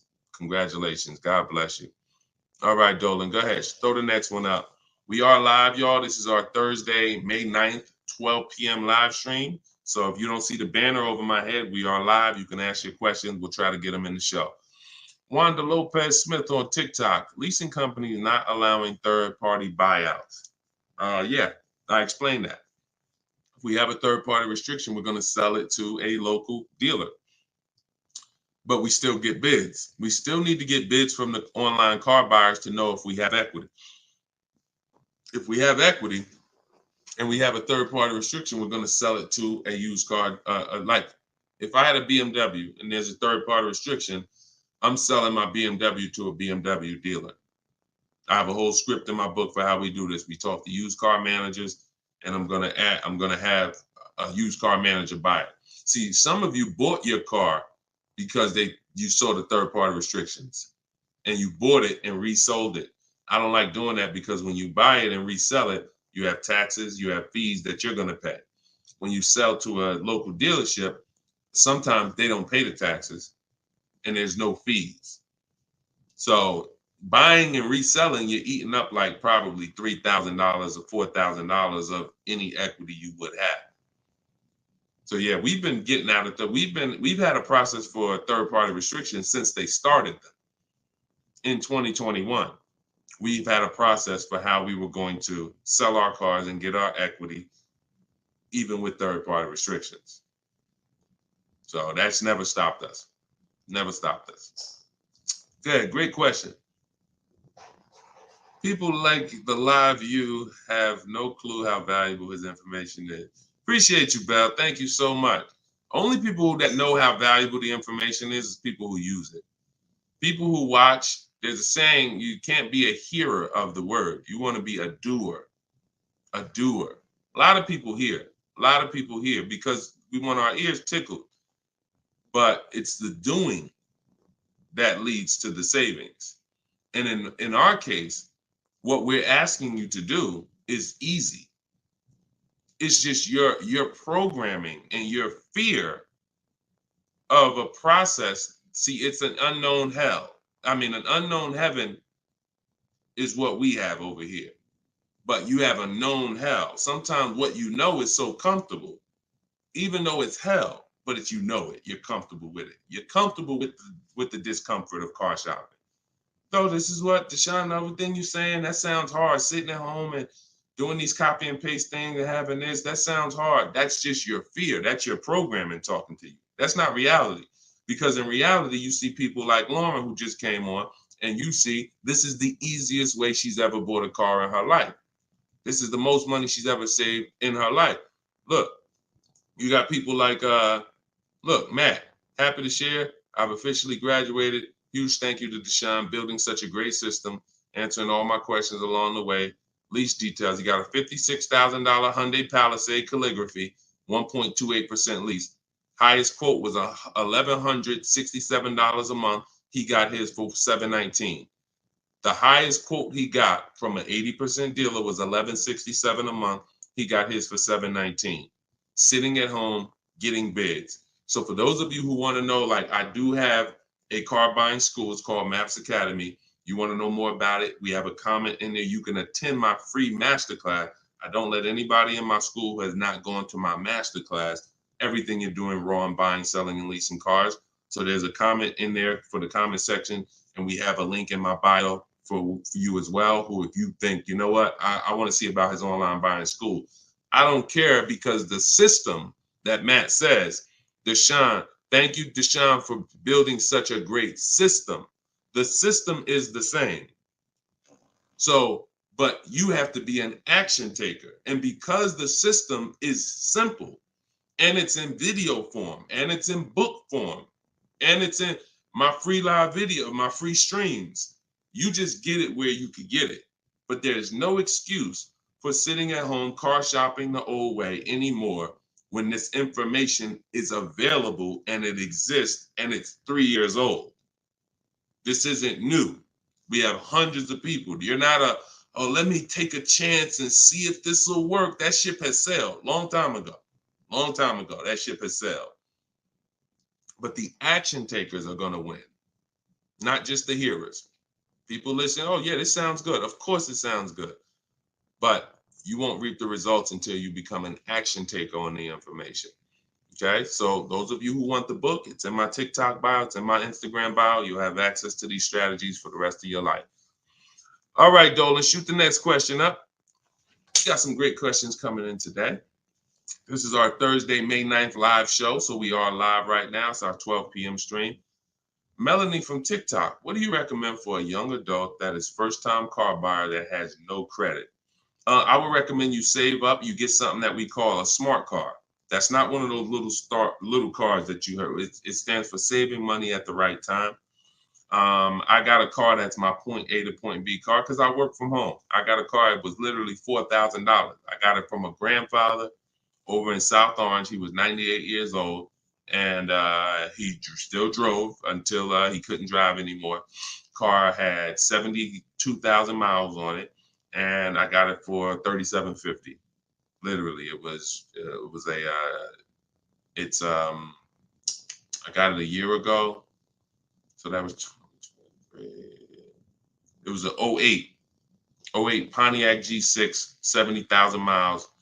And that's something that I drive from point A to point B whenever I want to do my run. Because again, I work from home. Most times we take the truck, but if my wife's out, I'll take the car. But I didn't need to spend $10,000, $15,000, $20,000 on a car that I'm driving twice a week. So what I would tell you for you is, if you need transportation, you want to get it reliably, save up some money, get yourself a private party sell on Facebook, pick it up for a couple grand. But you have to be diligent. You want to find it from an owner. You want to find it from an owner who's not driving too much, who maybe they got a second or third car in the family, and that you don't want to deal with these dealers on Facebook Marketplace perpetrating as owners. The owners know the history of the car. They've had it for the last 8-10 years. You want somebody that can tell you, yeah, my little son, this is where Jeremy took the car one day. He was driving to the grocery store. He backed into a car over there right here. You want a person who knows that. Not a dealer who just picked up the car and now they're trying to sell it to you for $2, $3, $4 grand. So that's what I would be doing. I would be getting me a very reliable, inexpensive car that I can actually get to work with, make more money. And then once I make money, I will be choosing whether I'm buying or leasing based on if I'm going to keep the car for 8 more years. Whenever you get into spending real money on cars, over 12, 15 grand, this is when you start wanting to ask yourself, am I going to keep this car 8 years or not? Because once you get these cars and build up your credit, Melanie, another thing you should be doing is getting a credit card, not using it, pay it off every month, spend $20 on it, pay it off so you can get your credit up to a 700 score. You could be at a 700 score lightning fast before the next 12 months. So now what you want is you want a car to drive, get you to where you're going, but then you want to be building your credit now. So now when you're like, okay, I got a job, I'm making money, I want to get me a different car. Am I going to buy it or lease it? And if you're not keeping it 8 years, you want to go for the lease so that you could drive a brand new car for pennies on the dollar, as long as you keep following what we're teaching and getting great lease deals. But if you're keeping the car for 8 or more years, then you would go and you would buy a car, not lease it. But in order to do that, you want to set yourself up and get yourself up to a 700 credit score. So you should follow somebody like Shonda Martin. She's on all the platforms. Shonda Martin, this young lady is a guru when it comes to credit. She does a lot of live streams, a lot of Q&As, just like me. But yeah, you got a great path. But don't go out there and do what a lot of people do and finance a car, no credit, your first car, you're gonna go buy it. Now you're getting a $20,000 car, you're going to probably pay, $500 a month for it. And now that car is going to be a long-term thing because it's just too expensive. And you just don't follow the traditional route is what I would tell you. All right. I'm glad. It's my daughter. She has a full-time job and now searching for a car. Okay, perfect, Melanie. I think that's a great plan. Because the thing about that car that you're going to get for Facebook Marketplace is whenever she decides that she's ready to finance or lease a car, she can sell that car and get all her money back. If she finds a great car on Facebook Marketplace for $4,000, $5,000, you guys can sell that car and get the whole $4,000 or $5,000 back. You'll get 80-90% of it back. And I like to get whenever it's going to be a short-term thing, I don't want a car where it's going to be a burden to me later. We want to get a car that does the job now. I know with this Pontiac, whenever I choose to sell it, because I'm actually going to get a car. I've been waiting to get a vehicle that I want for a number of years. And when I do go get that, I'll sell this one, but I'll get everything back that I spent on that car. I'll get it back. So it's just strategic. It's a great way to move when you know these cars are not costing you money. You're breaking even on them, and it's just great. So that's what I would say, Melanie. That's what I would do for my own daughter. Okay, go ahead, Dolan. Shoot the next one up. We are live, y'all. We're going to try to get through as many as we can in the show. Type your questions. This is our Thursday, May 9th show, our 12 p.m. broadcast. So, Sir Francis on YouTube, what's the best source for an accurate valuation to determine if purchasing a used car is a good idea? I don't go by that. The only way purchasing a used car is a good idea for me is if we're keeping it at least 8 years. That's it. If you're not keeping it at least 8, are you keeping the vehicle at least 8 years?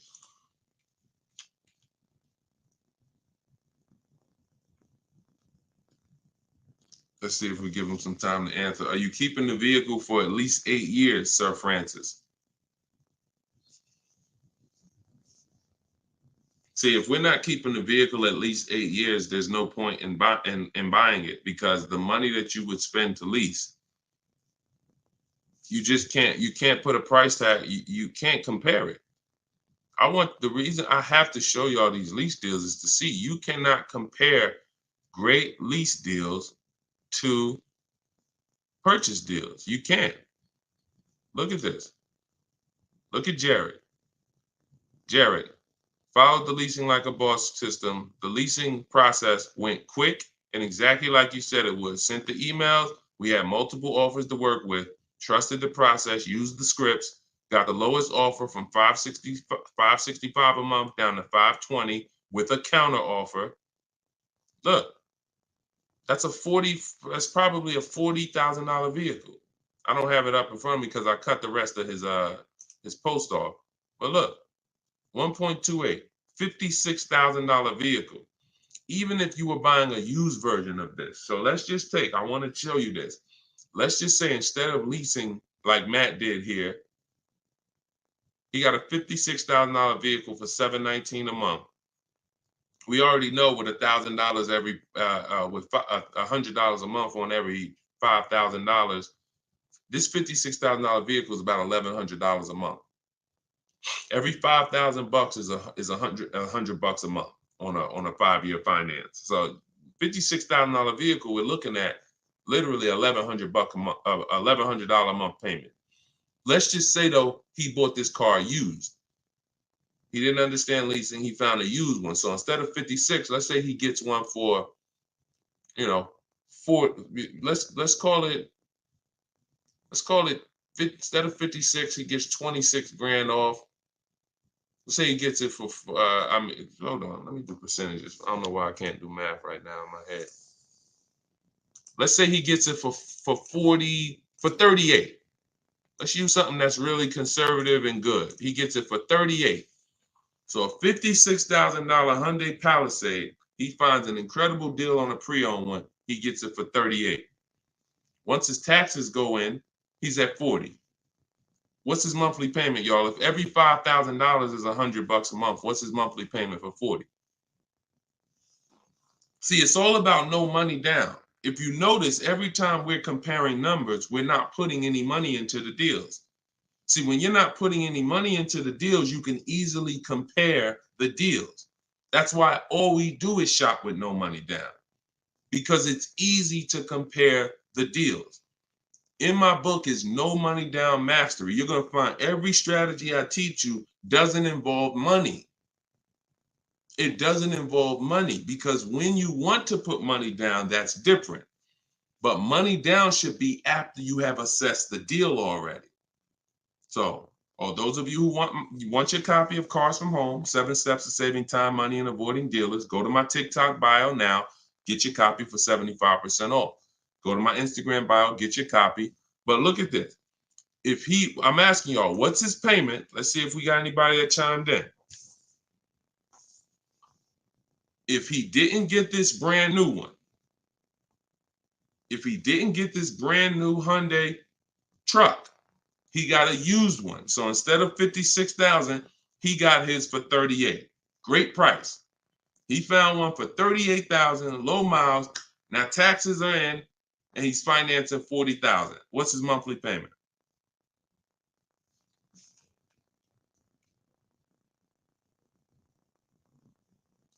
Anybody do the math? Every 5,000 bucks. Well, I'm gonna tell y'all now. Okay, y'all taking a little long. It's 800 a month. Thank you, Derek. Thank you, Derek, on Facebook. 800 a month. So let's look at that. Matt drove off $719 a month, no money out of pocket. Brand new 2024, never been driven, new car smell, fresh out the plastic, $719 a month.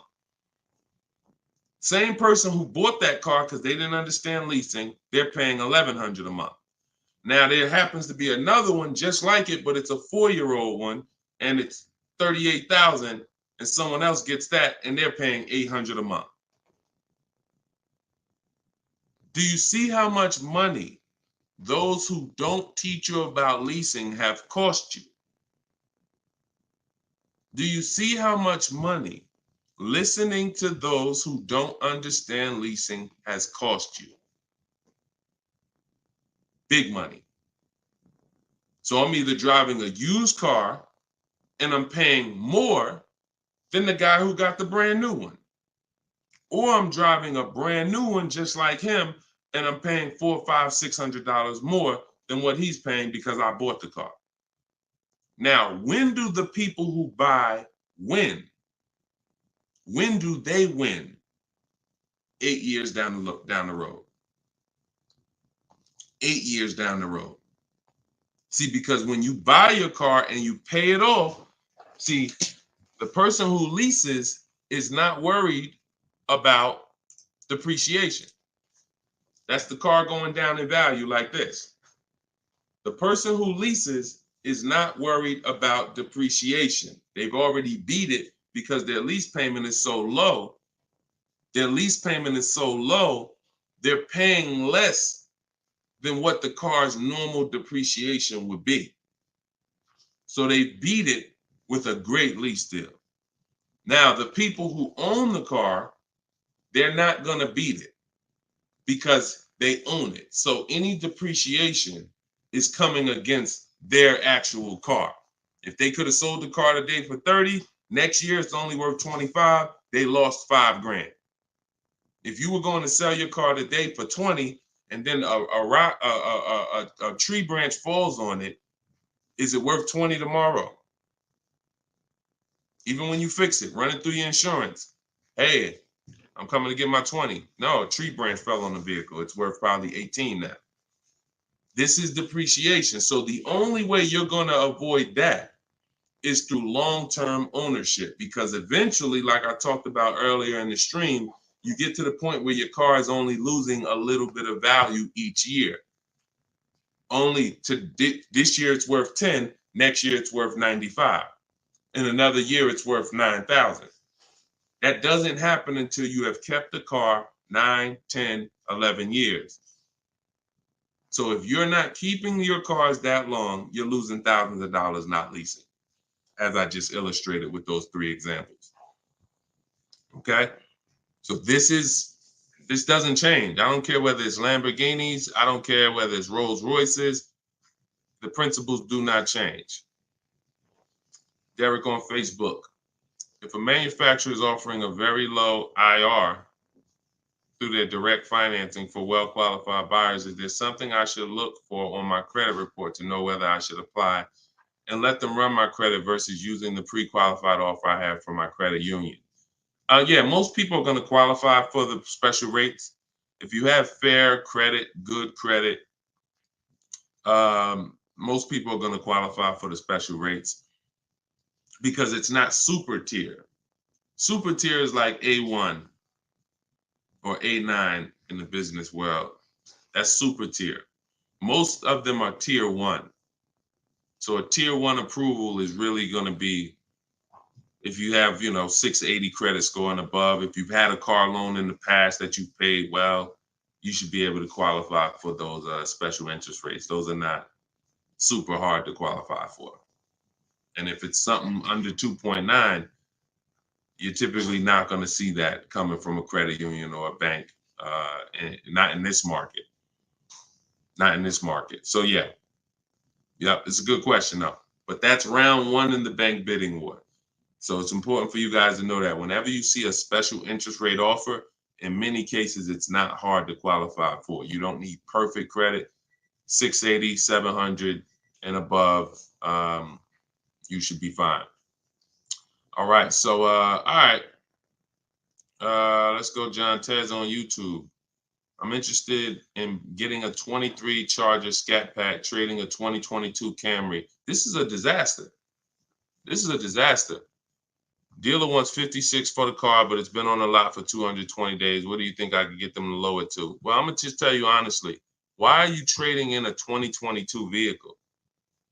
First of all, if you paid cash for that car, you wouldn't be trading it in, because once you see what it's worth and what you're getting in 2 years, you've had the car for less than 2 years.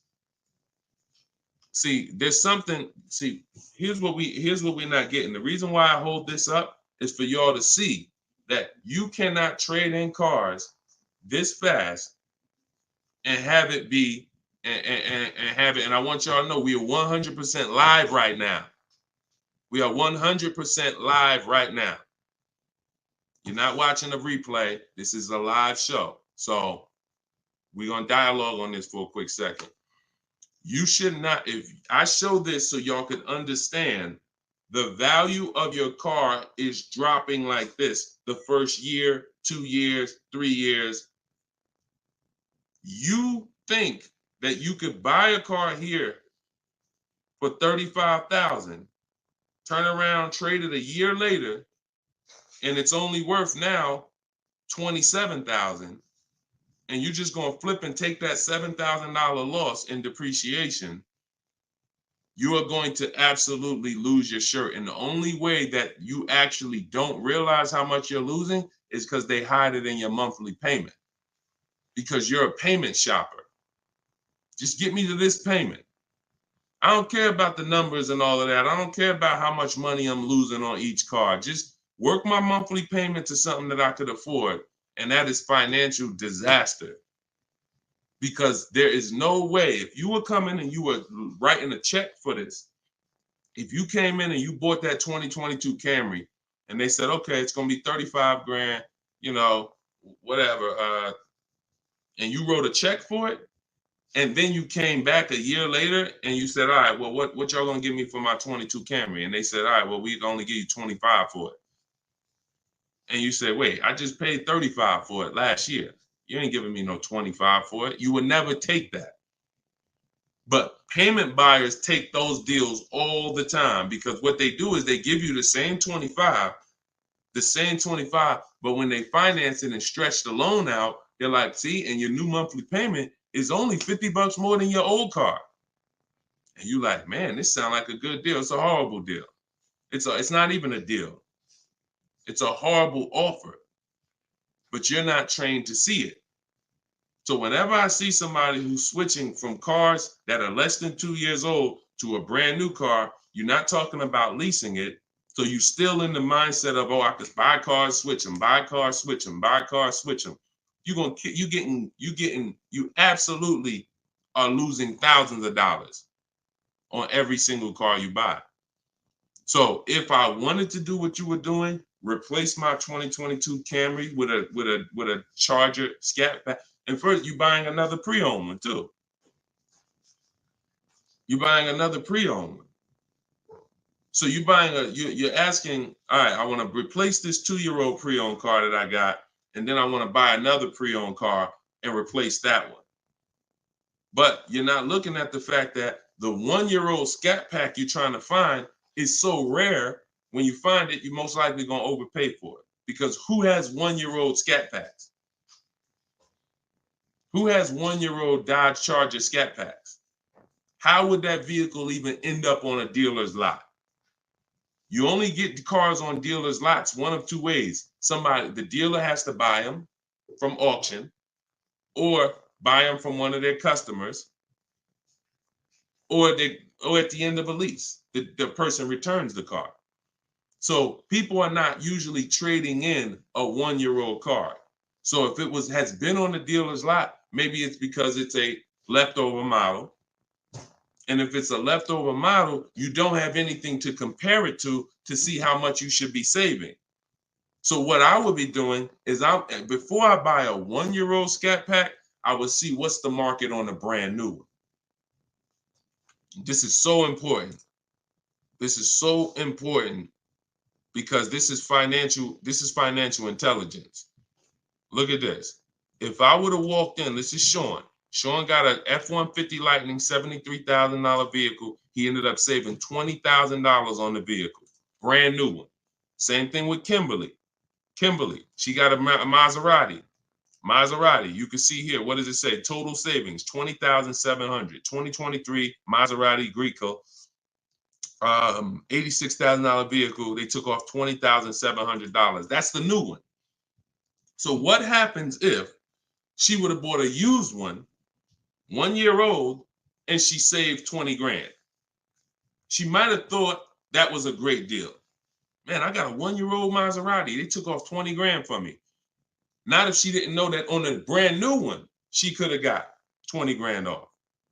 So whenever you're buying a car that new, you need to know what the brand new market is to know, all right, if I can save 10 grand off a brand new one, then how much should I save off the 1-year-old? I should save a lot more than that. See, and you have a lot of things that you moving in a way that I would tell you need a system, because it's hard for me to explain to you everything you are doing and a way you're approaching this, how you're going to overpay by thousands and thousands of dollars. You haven't talked about leasing versus buying. You're not talking about shopping for cars in a way where you can actually see multiple offers. You're talking about buying a 1-year-old pre-owned car without looking at what the market is. How do I know a good deal on a 1-year-old one? There's not enough vehicles out there for you to know a good deal on a 1-year-old, which means the only way I'm going to know a good deal on a 1-year-old one is I need to know what a good deal is on a new one. And if a good deal on a new one saves me 15 grand, then that means on a 1-year-old one, I need to save like 20 to 25. There's not enough vehicles for you to do that. So you should really be looking at following a system, learning about leasing versus buying. Are you keeping the next car 8 years or not? If you're not keeping the next car 8 years, you shouldn't be buying, you should be leasing. Because I don't care what you get the price for on the Scat Pack, you are gonna overspend compared to someone who goes and leases their Scat Pack and gets a great deal on it. So we got to slow down and look. Most times we're approaching car buying like grocery shopping. We trying to get our car deal done the same time as a grocery shopping visit. 2 hours, 3 hours. We're at the grocery store more than we're planning our car purchase. And the only way you're going to save money is to take your car buying process seriously.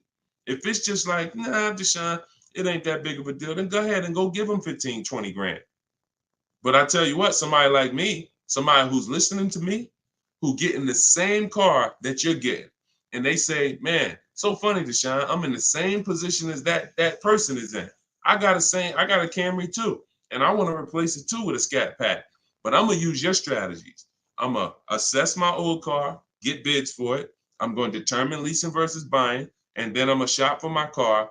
That person will save 5 to 10 grand more than you, minimum. Minimum. I'll put any amount of money on it. I put any amount of money on it. So slow down and answer this question first. How many years are you keeping the next car? If the answer is not 8, don't think about buying it. Don't think about buying it. My goal is to shop for my most aggressive lease on my next car. If I'm buying it and I'm keeping it over 8 years, then I'm buying it. I'm not buying a car that I'm not keeping more than 8 years. Not no Scat Pack, not no Dodge Challenger, not no Toyota Camry, nothing. If I'm not keeping it 8 years, I'm not buying the car. Lease deals are too great. It's pennies on the dollar when I learn to get them.